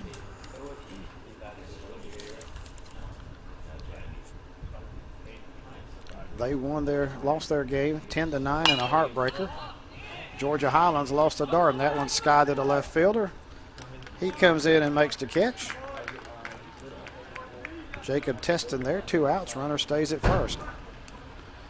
Georgia Highlands lost to Darden 6-1. East Georgia lost to South Georgia State 10-9 on a walk-off hit. And Trenton Nutter, the shortstop, steps to the plate. 2 outs now. Runner still at first. That pitch is in there for a strike. 0-1 to count.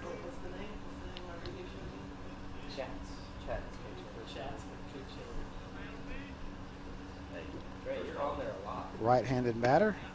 Buckled the knees that time. That one broke in there for a strike. 0-2. So Phillips in the driver's seat now. Let's see if he wastes one here or try to get Nutter to go fishing.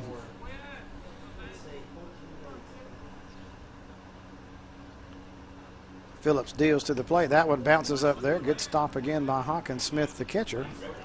So that pitch was wasted. 1-2 the count.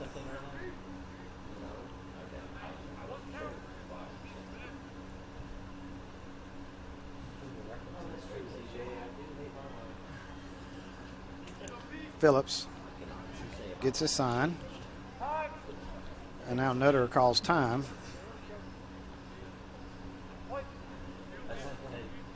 Now Phillips is ready to go. The 1-2 pitch. Breaking pitch. That one is going to be caught on the run by the second baseman. Cal Young with a good play there, and that ends the inning. So nothing doing for Georgia Highlands. They strand a runner. And the little second baseman, Cal Young, ranged in the right field to get it. Top of the 7th coming up. Still 6-2 East Georgia, GCA Sports Network, powered by Jock Jive.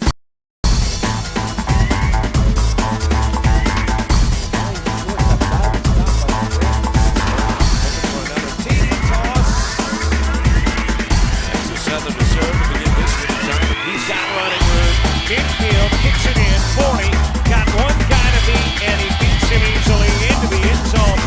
Watch right here on JockJive.com.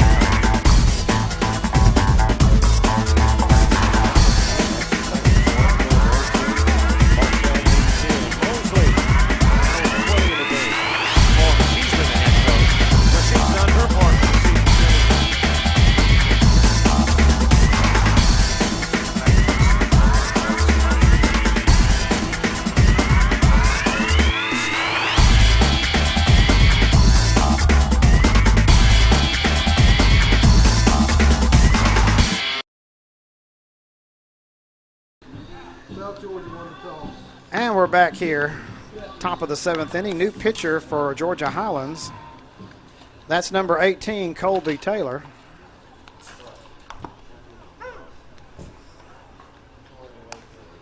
And David Elder just told us we had a coin flip there, and I'm going to try to get the word here as to who will be the home team tomorrow between Darton and South Georgia State.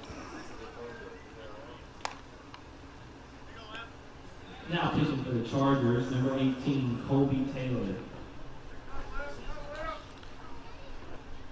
So Colby Taylor, right-handed pitcher, 6'1", 185 out of Whitewater School. Zach Lamper. So Zach Lamper leads it off here. And Dave, do tell us about the coin toss here. Well, South Georgia State will be the home team for tomorrow's 12 o'clock matchup. So that pitch is fouled back to the screen. Well, as per the brackets here, the only home was the first 2 games for the number 1 and 2 seed. Everything else has to be done by a coin flip, and that's just what happened. That's exactly what happens. That pitch is cut on and missed. Strike 2.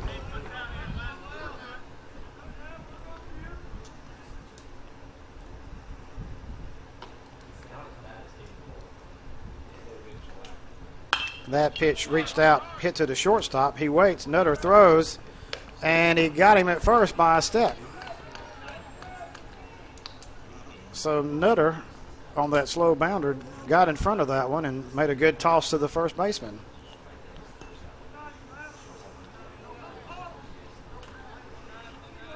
James Crenshaw wants to know, does Darton stay in their first base dugout or do they go to the third base dugout? Darton will always be in their dugout. There you go. James, you have the answer. Darton will be in their first base dugout. They'll be in their first base dugout, regardless of if they're home or visitor on the scoreboard. Number 9, Andrew Claxton at the plate. He's single, reached on an error.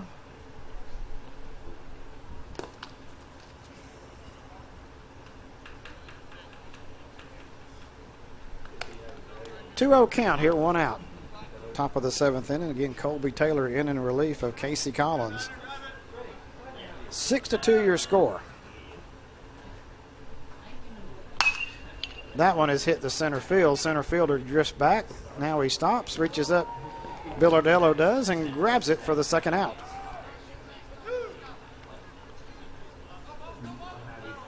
Devin Billardello with a good play out there in center field. He tracked that one down on the fly. So center fielder Bryant Trice to the plate. Hitless in the ball game. Does have a sacrifice though, a bunt.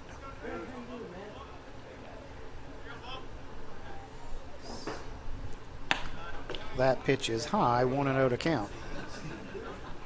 Top of the 7th inning here is 6-2. David Elder is not warming up. This thing take me out to the ball game between innings. Don't have to worry about that one. That pitch is bounced in there. 2-0 to count. No little Harry Carey imitation here from the sweltering press box. In the middle of this afternoon, I probably could have pulled one off. Lisp and all. Cup to win. Cup to win. That one is popped. Left side of the infield. Shortstop looks at the third baseman, and he lost it. It got behind him. He looked at the third baseman, and no one had it, and it falls in. So Trice reaches. That's why you never stop running, because you don't know what's going to happen. Watch the replay here. You'll see that the shortstop looks at the third baseman on that sky-high pop-up. Third baseman looks up. Shortstop looks up, and it falls harmlessly into left field. So Salvaggio at the plate. He singled twice, driven in a run. That's that you take it, I got it play, and nobody got it.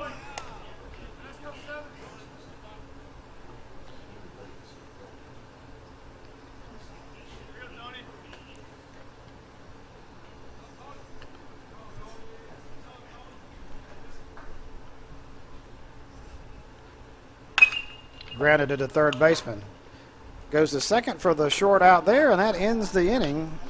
East Georgia, they strand a base runner. They do not score. The error did not come back to hurt them. As we watch the play that ends the inning, bottom of the seventh, 6-2, East Georgia on top. GCA Sports Network, powered by Jock Jive.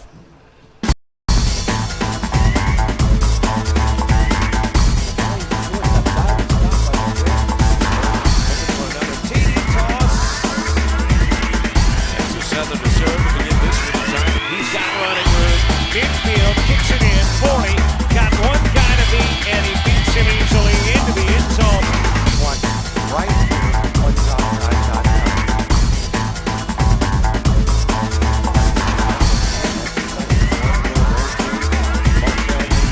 Mosley. Now with 20 in the game. Or she's been the head coach. But she's done her part for the season.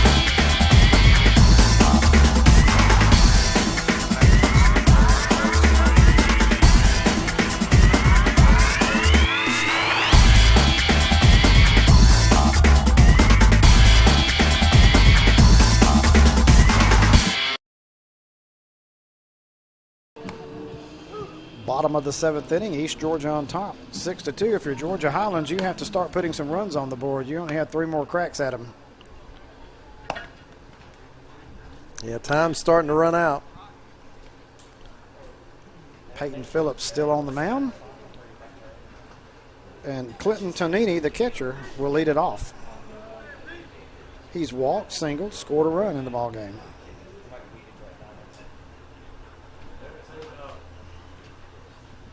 Leading off for the Chargers, number 13, the catcher, Clinton Tonini.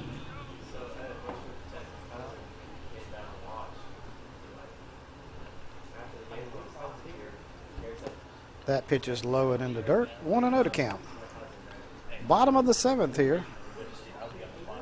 One of these two teams will stay alive to play Gordon tomorrow at 3:30. That pitch is in there for a strike. 1-1 to count.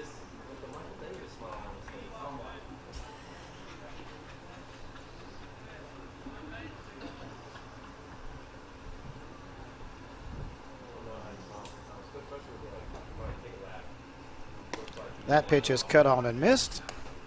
1-2 to count. Well, Dave, we've seen some interesting ball today. A dominating performance by Darton in their ball game. They showed why they're a #1 seed. And again, the slugfest pitching couldn't find the plate fest. We saw the 10-9 win by South Georgia State in the second game. But even with that, you still have the #1 and 2 seed in the winner's bracket tomorrow at the 12 o'clock ball game. Anything can happen tomorrow. That's why we play them. Now, this one's not over yet. Georgia Highlands can come back easily. No, but we can tell you definitively one of these two teams will go home tonight and be out of the tournament. That'll foul tip. That caught the catcher a little bit. We'll have reduced the tournament by a third at the completion of this ball game, and then we'll reduce it by another third tomorrow and get down to the final two. It's getting closer. We're starting to see how it's shaping out. And championship game will be Saturday at high noon. So we encourage everyone to come out and watch this game, or if you can't, turn us on Jock Jive.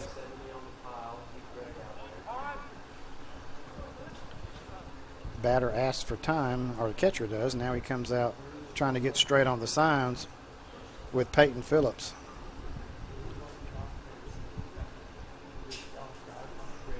Six 6-0 for East Georgia, 2 6-2 for Georgia Highlands.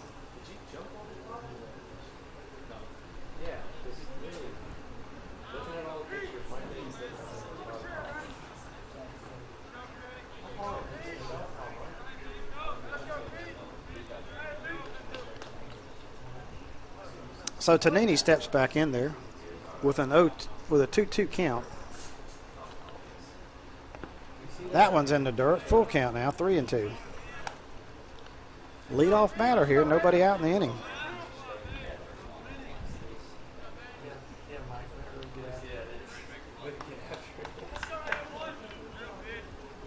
Phillips looks in.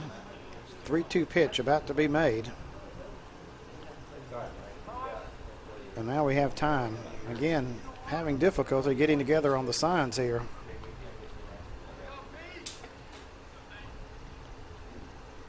That pitch is in there. Tonini caught looking for strike 3. So out number 1 recorded here. If you're a Bobcat fan, I guess you can say that one was worth the wait. We finally got to it. Devin Billardello. Center fielder number 3, Devin Billardello. He's singled twice in the ball game.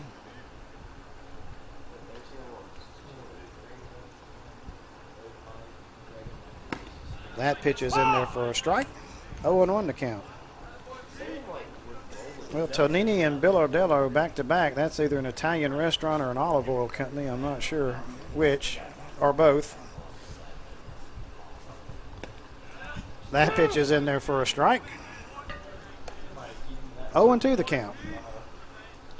Dave just gave me that look. Why did you say that? I'm sitting here thinking a good eggplant parmesan would be wonderful right about now.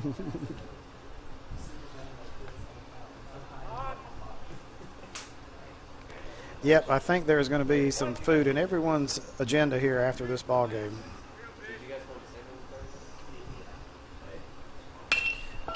Hit to the shortstop, slow bounder, quick throw to first, and got him by a half a step. Oh, nice backhanded play there by the shortstop for East Andrew Georgia. Claxton with the play. Watch this here. He has to go to his left. Short hops it. And got him by a half a step. Good call there. Nice play by Claxton. So Brandon Bell, the leadoff batter, third baseman, he's hitless in the ball game. And that one pops the mid in there for a strike. 6-2 here, bottom of the 7th, 2 outs.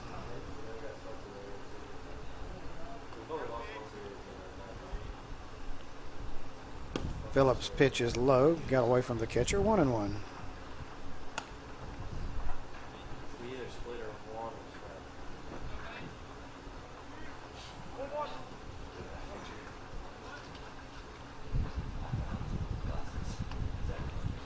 That pitch is just a bit out of the zone, 2-1 to count. Again, we'd like to thank the folks here for the hospitality suite today. We had a chance to visit that. They had some good barbecue in there for us again. Well, the folks at Darton, strike 2 there. The folks at Darton always do a class job. Martha Snow, when it comes time to tournaments and things like that, she's been here for a long time. She's been in the business like I have, and she knows how to do what she needs to get done. There's a grounder to second. Second baseman backs up, off balance throw, and scooped up by the first baseman, and the third out is recorded. The second baseman had that ball playing, and the first baseman had to make the scoop here to record the out. So we go to the top of the 8th, still 6-2. East Georgia on top. GCA Sports Network, powered by Jock Jive.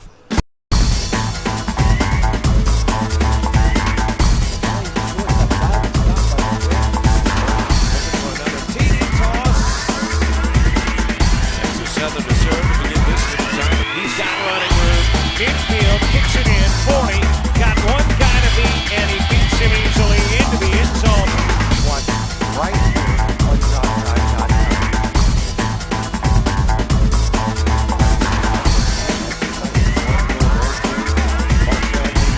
Mosley. Now 20 in the game. She's been the head coach. But she's done her part for the season.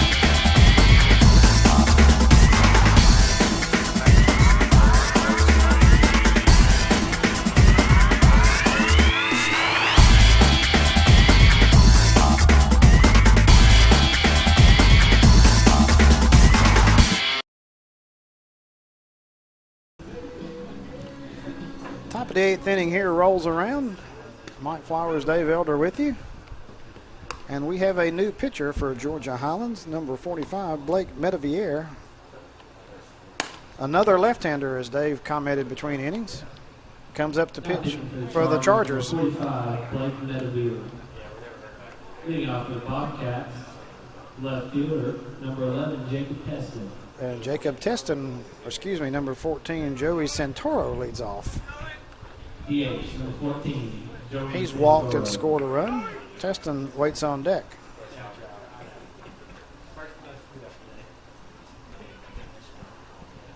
Top of the 8th inning here, 6-2, East Georgia on top. It's getting late, folks. 2 more cracks at it for both teams. Chargers got to hold them this inning and the next and put some runs up on their end.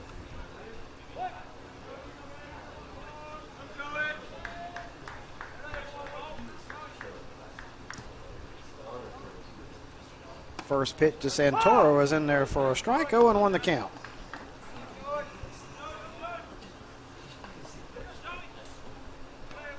Medavere is a left-handed pitcher, 6'1", 180 out of Etowah School. That's getting close to your way, too. That's over to Atlanta. That's fouled out of play. It's above the gnat line, Yes. so it's up your way. Columbus making Augusta North is typically above the gnat line. That's up your way, man, for us.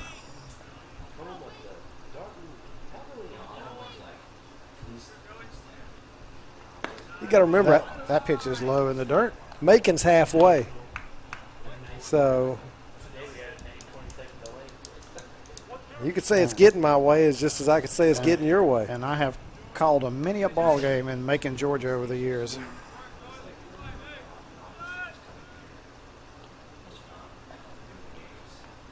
That pitch nicked him, and they say he didn't make an attempt to get out of the way.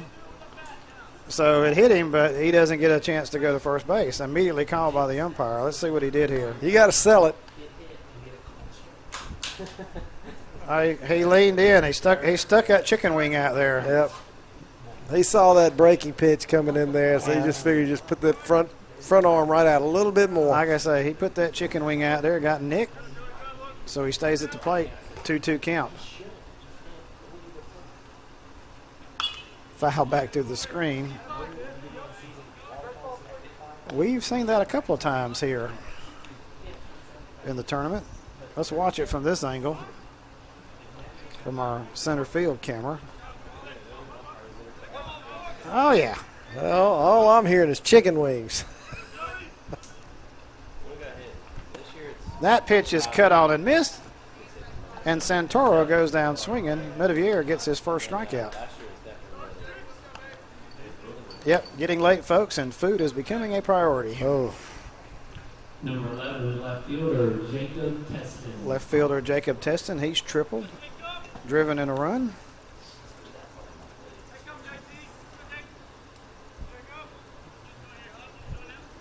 Left-handed batter.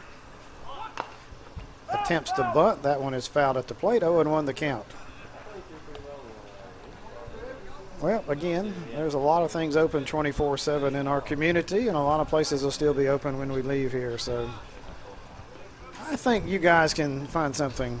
Oh, I can find something. It might not be necessarily what I want, but I can find something.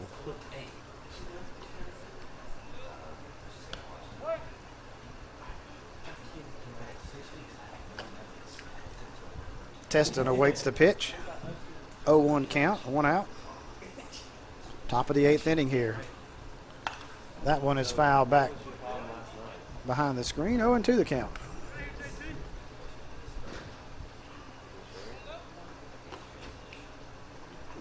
Well, you certainly had your fill of barbecue after the last 2 days in the hospitality suite. So Good soup and salad would be nice. you need to have a vegetable in there every three or 4 days or so. That pitch is outside. I could go with a meat and 3 or a meat and 2. As long as you give me some good southern cornbread with it. Black-eyed peas, taters. The proper enunciation of the tuber that we eat, taters. Mashed taters. And mashed taters. That pitch is a called third strike. He goes down looking. So 2 out in the inning, and that's going to bring up Clay Teston. Well, you always talk about, Mike, the country down here in South Georgia. Well, there's a lot of it up in North Georgia, too, especially up my way. So black iron skillet cornbread here down here is the same as black iron skillet cornbread up there. Yes, it is.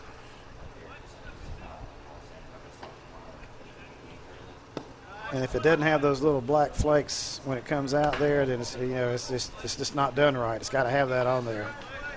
A little crackling in there is good too. Gosh, we're thinking about something totally other than baseball. Sorry about that, folks. I hope my doctor's not watching right now. Grounded foul. When you've been here since before noon today like we have, you're itching for a little of that. 1-1 count, 2 outs here. Top of the 8th inning, 6-2. The Bobcats on top.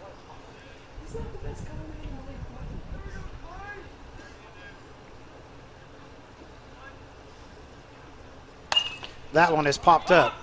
First baseman calls for it in foul territory. Fink will grab it, and that's the 3rd out. So a quick and easy inning for Georgia Highlands. We go to the bottom of the 8th, 6-2. They trail it. GCA Sports Network, powered by Jock Jive.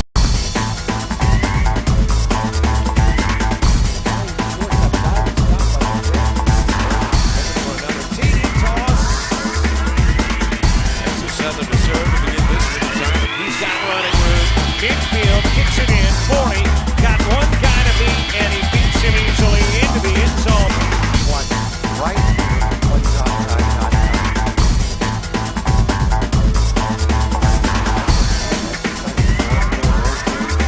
Mosley, that was 20 in the game. Well, she's been the head coach, but she's done her part for the season.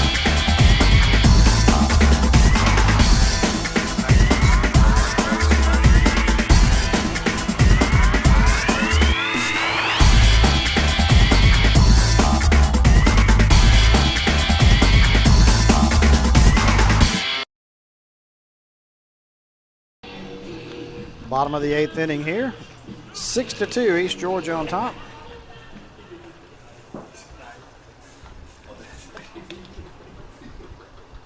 And if you're Georgia Highlands, you got to make some hay now. You only have 2 more cracks at it. Your opportunities are getting limited. And Peyton Phillips still on the mound for the Bobcats. Well, I think of all our games, I think Peyton Phillips as a starting pitcher has gone the longest of anybody in the first 6 ball games. And again, he's looked good most of the time. He's changed speeds and worked in and out. Brandon Etheridge. And he has really, other than the 4th and 5th innings, he's pretty much been in control of this one. Brandon Etheridge, the right fielder, leads it off for Georgia Highlands. Oh, and now we got a power outage here. Well, that's totally unexpected. Well, it was funny because So Dave, we're in the dark here all of a sudden. My fan right here below me is still going. Something hit the lights here in the field. We got electricity in the press box, but James, what do we do now, sir? It's probably going to take a few minutes once they get it figured out for the lights to power back on. Yep, so those lights are going to take a few minutes. So we'll take a break.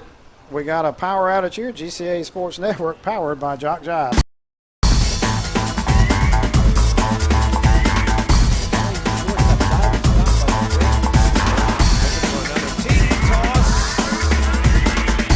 Southern to serve to begin this one. He's got running room. Midfield kicks it in, 40.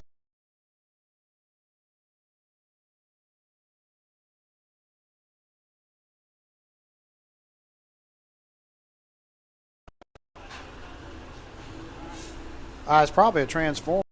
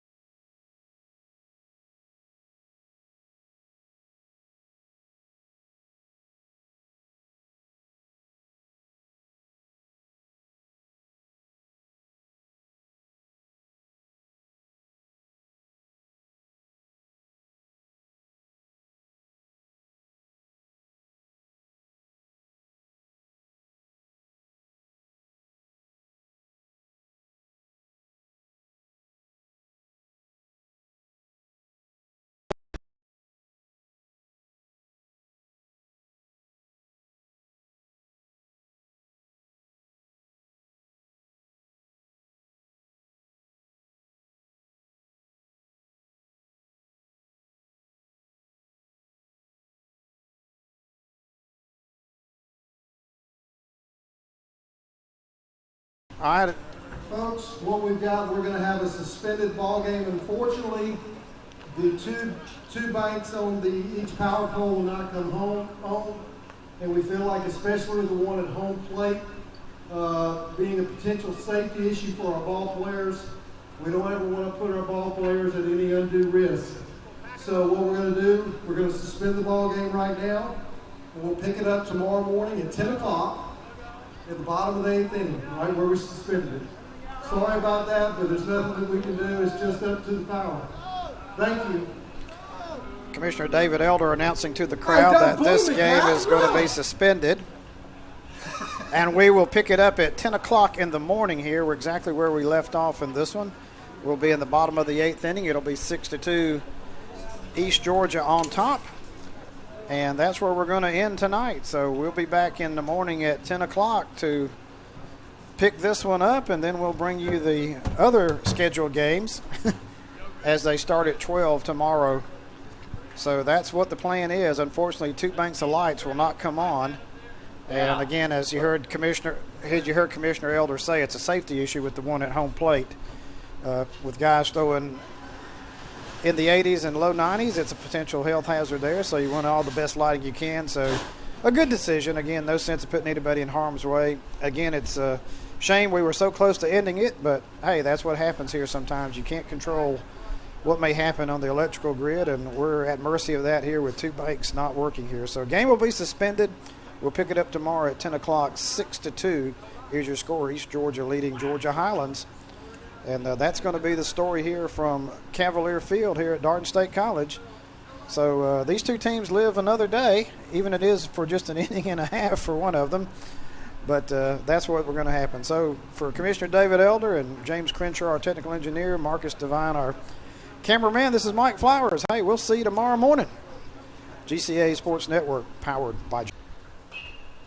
And good morning, everyone. Welcome here to Cavalier Field and Darton State College, Albany, Georgia. We are resuming the game that got suspended last night due to some electrical issues out of our control, and we're back with you here on a Friday morning to complete the last inning and a half of this game. Mike Flowers with Commissioner David Elder. East Georgia leads this one 6-2. Georgia Highlands will be up in the bottom of the 8th, and we're excited to be here. Wish we could have got it in last night, but for player safety's sake, we're playing here in bright sunshine and no issues with lights this morning. Well, folks, you are not in the twilight zone.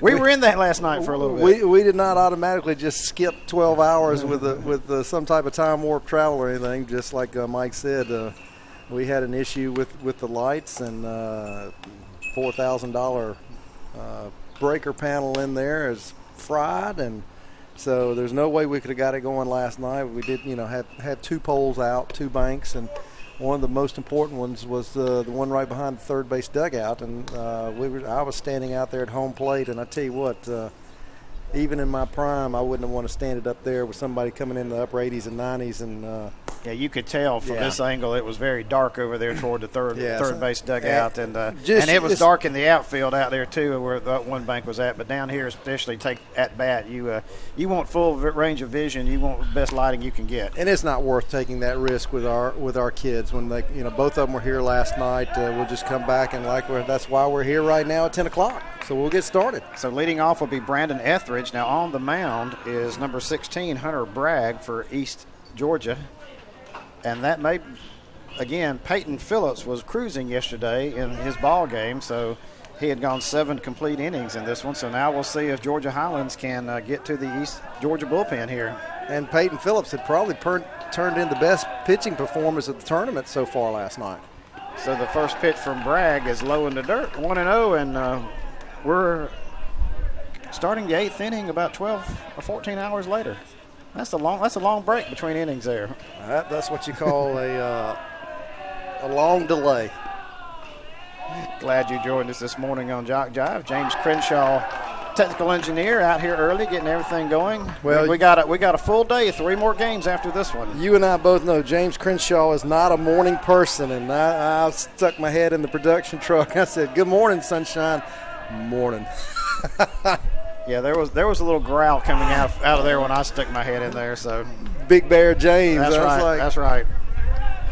Don't poke the bear. No, do not poke the bear. 2-1 count here to Bragg to leadoff batter Brandon Etheridge. And Dave, we've got a change of weather pattern. We got a cold front moving through. We got a northwest wind supposed to be blowing 10 to 15 today, and anything out to right to right center is going to get a boost today. Well, yesterday and the day before it was just the opposite. Anything from center to left field was going to get a boost, and it'll be just the opposite side of the field today. And there's ball 4 for a walk, and that's how we started off, folks. So Etheridge walks, leadoff batter on for Georgia Highlands. That's going to bring up first baseman Nick Fink. Nick hitless last night. And now we got time being called, and the head coach for East Georgia is coming out to talk to his pitcher. Not what you want to do walking the leadoff batter here. I'm sure he's coming out and said, look, hey, we've got a 6-2 lead. We only got 6 more outs that we have to get. Come on, throw strikes. This is what we need right here. And as you can tell right now, already in the bullpen, Coach Passeur, he won't wait long. He's already got somebody up in the bullpen ready. So that's. And again, what's at stake in this one? The winner of this ball game advances on to play Gordon at 3:30 today, and the loser's season comes to an end. This is the culmination of that elimination game we started yesterday evening. So Fink steps to the plate, left-handed batter. One on, nobody out.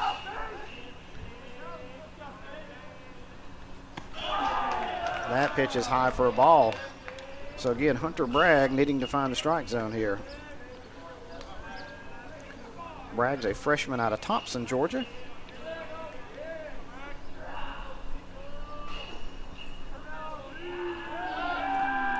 Throw over the first, lob toss, runner back safely.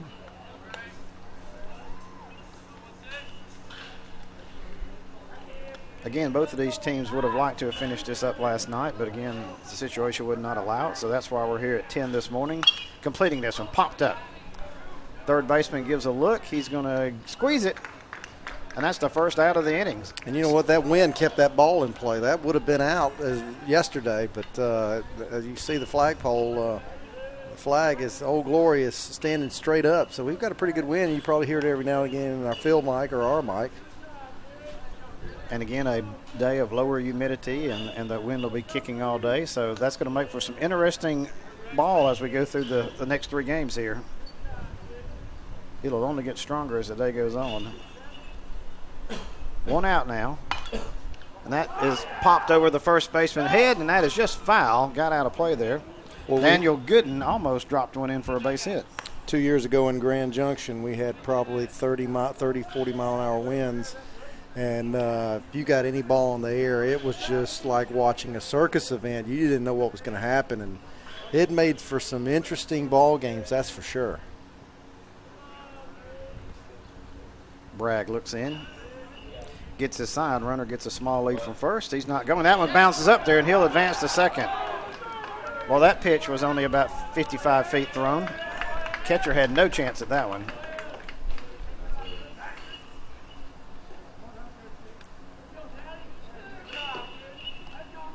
So a 1-1 count. Runner stands at second, 1 out in the inning for designated hitter Daniel Gooden, who doubled and singled in the game last night before we got suspended. Bragg checks the runner at second to the plate. And that one's hit up the middle, and that's going to get down in front of the center fielder. They're going to send a runner from second. And now they hold him up as a strong throw came from the center fielder. I think it's a good thing Coach Mike Marr held him up, because I think with that throw he would have been dead at the plate. That was Bryant Trice with the good throw there. So runners will be at first and third, 1 out, and Highlands is trying to get a big inning going here. Jonathan White, the second baseman, will come to the plate. He walked in singles, drove in a run.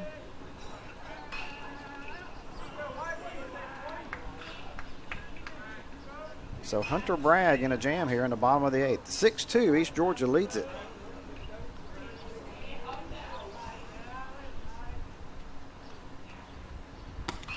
That pitch is in there for a strike, 0-1. So Bragg gets ahead of a batter.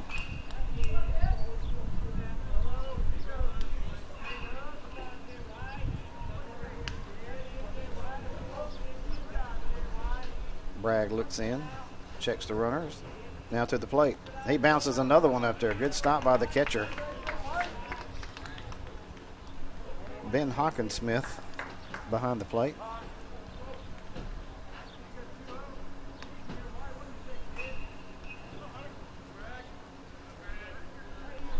Again, we're trying to complete the suspended game from last night. 6-2 is your score. East Georgia leads it, but Georgia Highland is threatening here in their half of the eighth.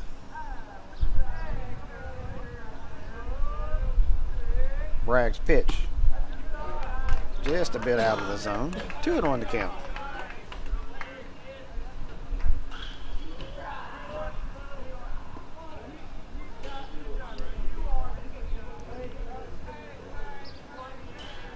Bragg again checks in, waits for the sign. To the plate. That one is laced foul down the third base line, so count is even at 2-2. At high noon, we'll have the number 1 and number 2 seed playing here. That'll be our next game on Jock Jive. The winter bracket game here of this tournament between Darton and South Georgia State.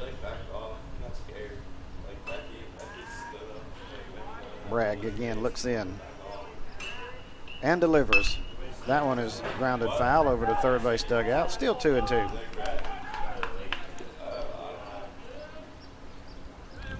Bragg would love a double play to get out of this inning, but East Georgia will take an out for a run. They want to avoid the big inning. 6-2 is your score.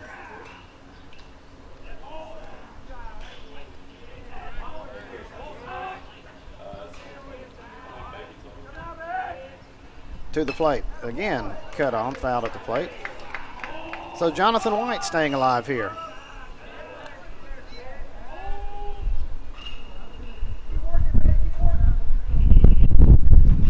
As the wind whistles through the press box. Your isolation box won't be as bad today on us up here. We've got cloud cover and a wind blowing, so we're thankful. Stays a lot cooler than yesterday at this time. Stays like this, I'll be a happy camper. Happier camper. Let's put it that way. I'm happy anyway. Bragg's pitch. Swung on and missed. White out in front. So Bragg gets a strikeout there. 2 out in the innings, and runners will be still at first and third. That was a big out there. Again, White going for that breaking ball there out in front. It was diving at the plate when he swung. So that brings up Mitch Berger, the left fielder, Mitch hitless.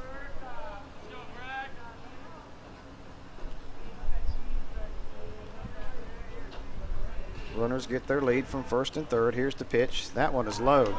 Bragg is having a hard time finding the zone here.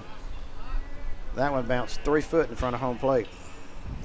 I'd like to say good morning to all our folks in Rome and Swainsboro who's watching us this morning. I'm sure there's quite a few that went home and couldn't get back this morning, but we're here and we're able to provide it to you, so good morning. Bragg's pitch. Fouled behind the screen. Count even at 1-1.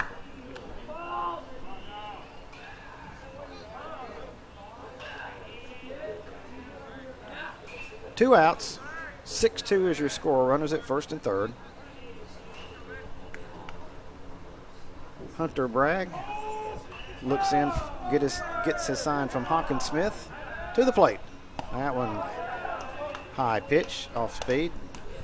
2-1 to count.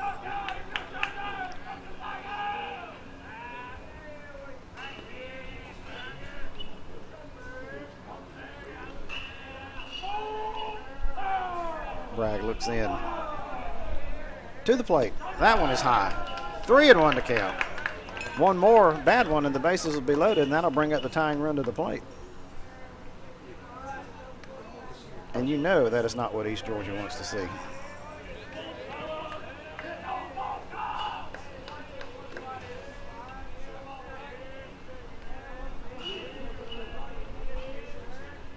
That pitch is back up the middle, and it gets by the second baseman. A run's going to score, and runners will be at first and second, and it's now 6-3. That one scooted by the pitcher. Cole Young couldn't handle that one. And the second baseman was thinking about scooping it and throwing to second for the force and did not corral it. So Trenton Nutter to the plate.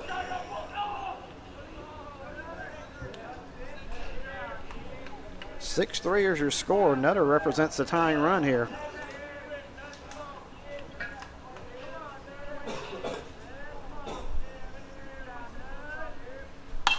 And that one is hit between third and short. That's in for a single. They're going to hold the runners, and the bases will be loaded for the catcher, Clinton Tonini.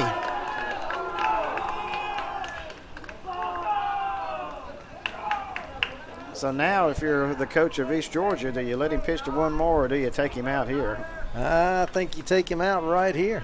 And that is what he's doing. We're going to have a pitching change here. And we're going to take a break as the head coach of East Georgia comes out. We're going to have a pitching change and the new pitcher, I'm trying to get his number here. He hasn't turned my way yet to get the ball. Number 20. But that's going to be number 20, Daniel Overstreet. The GCA Sports Network, powered by Jock Jive.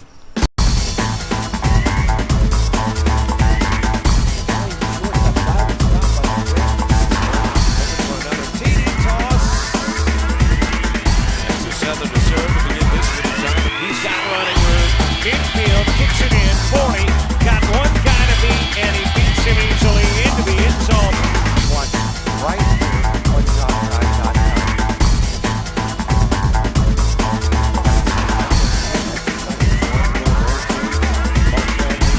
Mosley now with 20 in the game. She's been the head coach. But she's done her part for the season.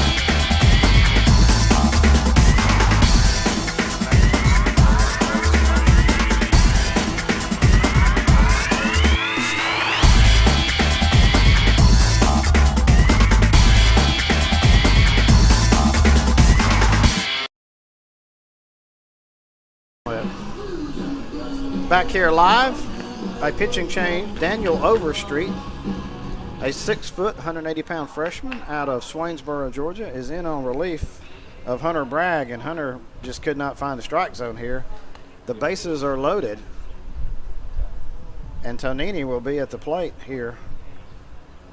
And Dave, one swing, and this whole complexion of this game could change. Wow, you just never know. 2 outs in the inning, 6-3 is your score here. We're completing the suspended game from last night.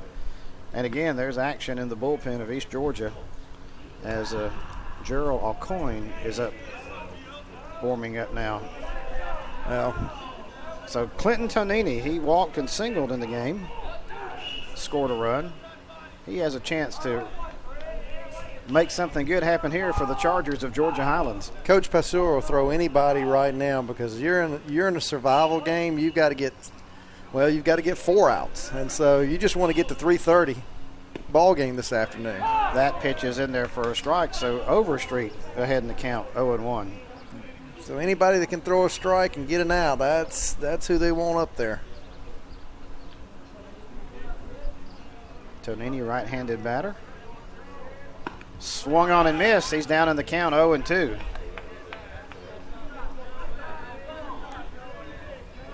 Big moment in the game here. Georgia Highlands with the bases loaded, 2 out, bottom of the 8th.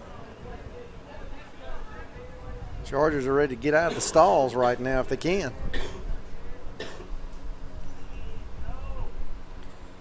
That breaking pitch is outside, 1-2.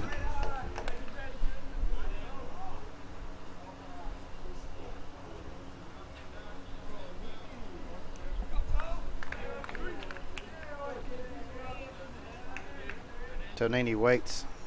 Overstreet looks in, now comes to the stretch, and now we've got time.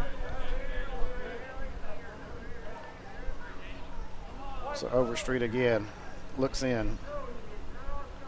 Bases full of Chargers. And check swing there, just a bit high. He held off. 2-2 the count. Just held off on that one.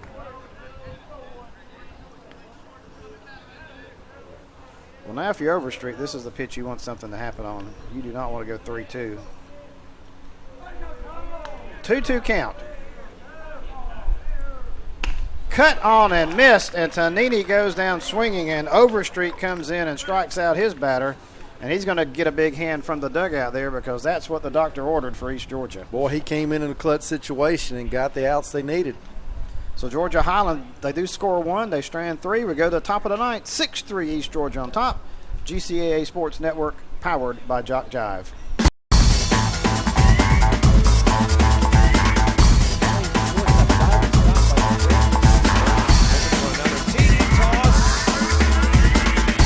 Southern to serve to begin this for the Giants. He's got running room. Infield kicks it in. 40. Got one guy to beat, and he beats him easily into the end zone. Watch right here on JockJive.com.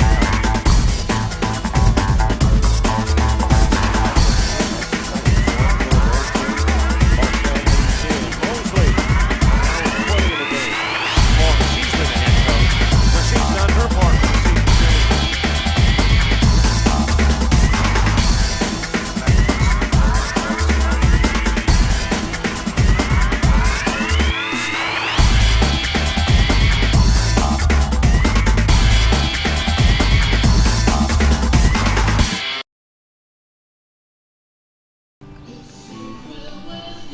Top of the ninth inning here, about to get underway. New pitcher in for Georgia Highlands. That's William Griffin. He's an all-region player. Griffin is a 6'1", 185-pound sophomore out of Kennesaw Mountain, committed to play at New Orleans. He has some gumbo in his future. Heading to the Big Easy. 6-3 here, top of the ninth inning.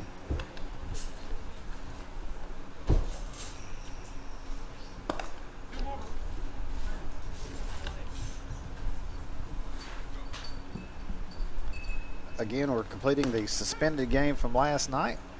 Highlands did come back and put a run on in their half of the eighth.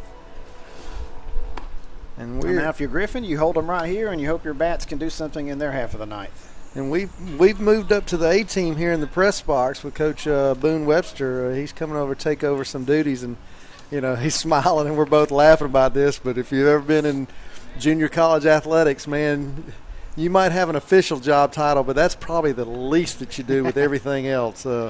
I've been there, done that. Boone's still doing it, brother, so I understand completely. Gotta love it. That's right. First pitch is to the second baseman. Easy hop over the first, one out in the inning. So Hawkinsmith grounds out. So one pitch, one out here. That's going to bring up second baseman Cal Young.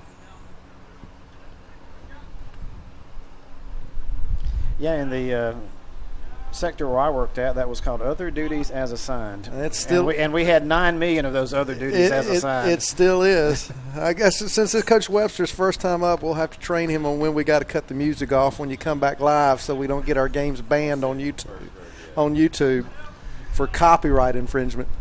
0-1 pitch from Griffin. That is in there for a strike. 0-2.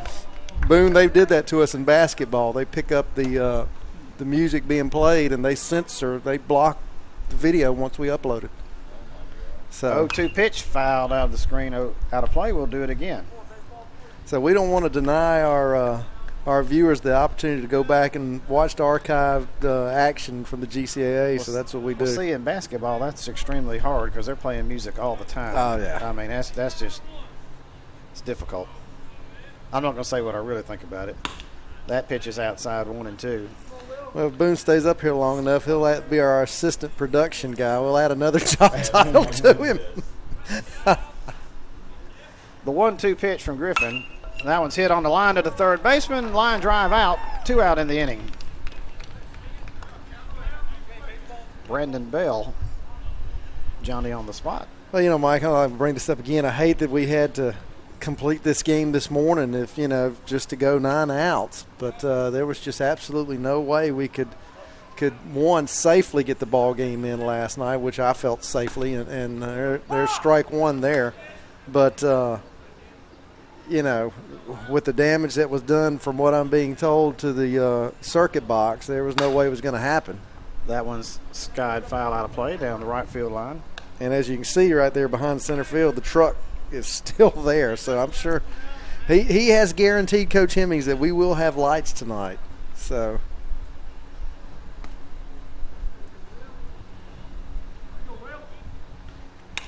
that pitch is foul to the screen. Yeah, he's been out there working all morning. So let's hope we have lights tonight because we have a 7 o'clock game scheduled. Well, umpire Casey Smith at first base asked me if we'd go to Sunday. I said, I hope not. That one's foul to the screen. If that's the case, Mary Akers is going to have to upgrade me to a suite. So you do not want to hear what James Crenshaw just said. No, I'm You sure. awakened the bear for sure Well, this time, I guess sir. I just poked the bear. So chopped high. got to charge it. Shortstop coming in. Hop, throw, poor throw. And the runner is going to go from first to second. Nutter with the scoop, but his throw was errant. So a runner stands on second for Lamper. Again, watch the replay here. Well, James, you'll see it. I mean, Mike, it took Nutter a second to decide to really charge that ball, and if he had reacted probably at the point that he should have, he would have got that ball on a higher plane, and I think he could have gotten the guy out. So a runner stands at second. That's a big run for East Georgia. They lead it 6-3 here, and that's going to bring up Andrew Claxton, the shortstop. Claxton had singled, reached on an error.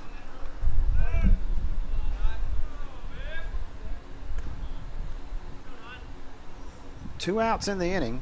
Runner stands at second.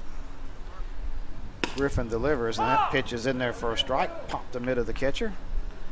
0-1 to count. Well, as you said, Georgia Highlands chipped a run back away at that and shrunk the lead down. You don't want to give it back to them, especially with only 3 outs left at your bat.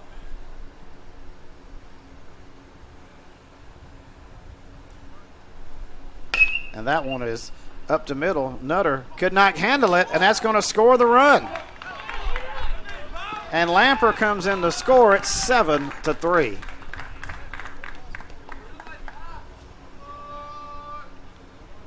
Again, a chopper up the middle between right over the second base bag. Shortstop and second baseman converge, but Nutter couldn't handle it. And so East Georgia gets the run back. So a 2-out run here. Well, That's going to bring up Bryant Trice. As a baseball coach, you're always happy to have those clutch 2-out hits. Those are always huge. So the margin is back to 4 for the Bobcats. There's a reason why they call them clutch. Again, chop to the third baseman, high. Across the diamond, good strong throw. First baseman holds the bag, and the out is recorded. But East Georgia, they get an important run. They strand one. We go to the bottom of the ninth. 7-3 East Georgia, GCA Sports Network, powered by Jock Jive.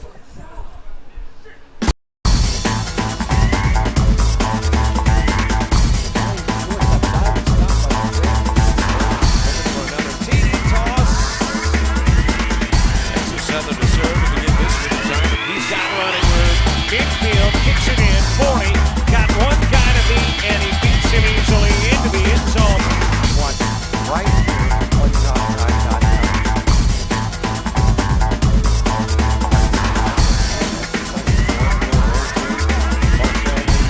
Mosley now with 20 in the game. Long as he's been the head coach. Mercedes done her part for the season.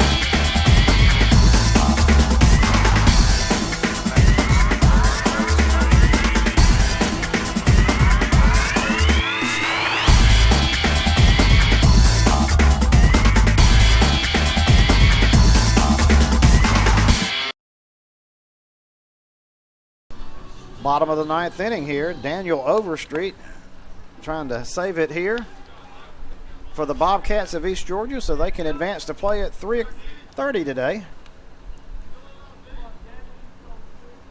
And Devin Billardello will lead it off here for the Chargers of Georgia Highlands. Overstreet struck out his batter in on relief for Bragg in the bottom of the 8th.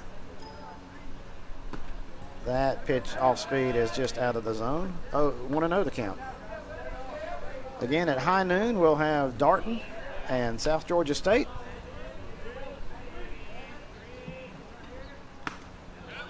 That pitch is in there for a strike, and I believe, if I remember correctly, South Georgia State won the coin flip, so they will be the home team in that one. You are correct. Before all the electrical excitement happened last night, we had that one sorted out. That pitch is in there for a strike, took a little something off, 1-2 the count.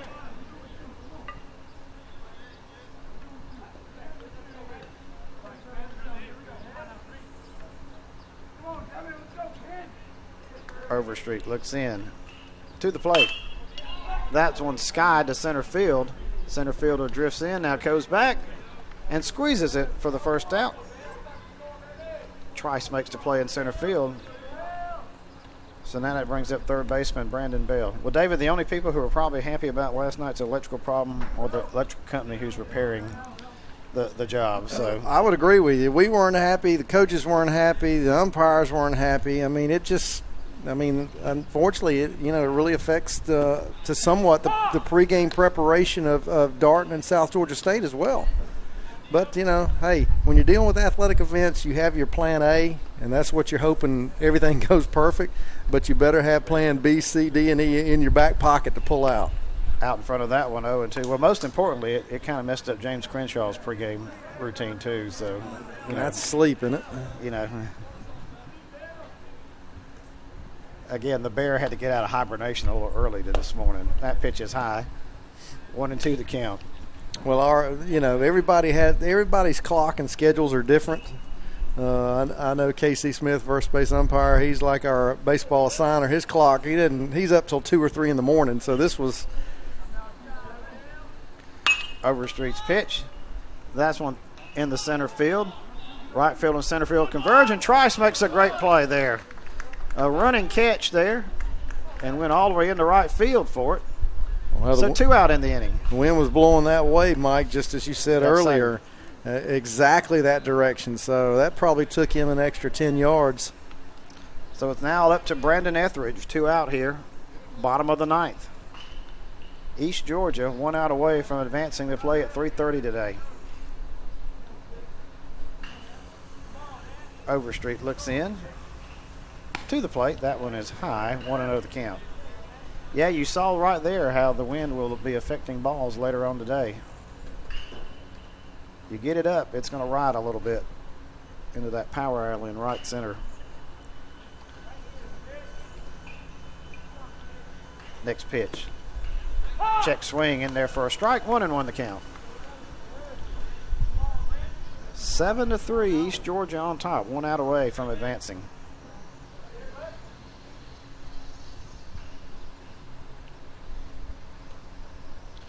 Overstreet looks in to the plate. Just a bit outside. 2-1 to count.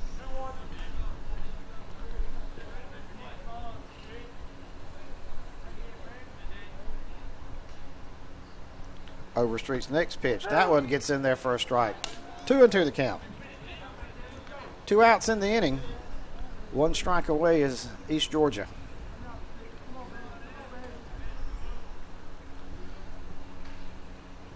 Overstreet looks in.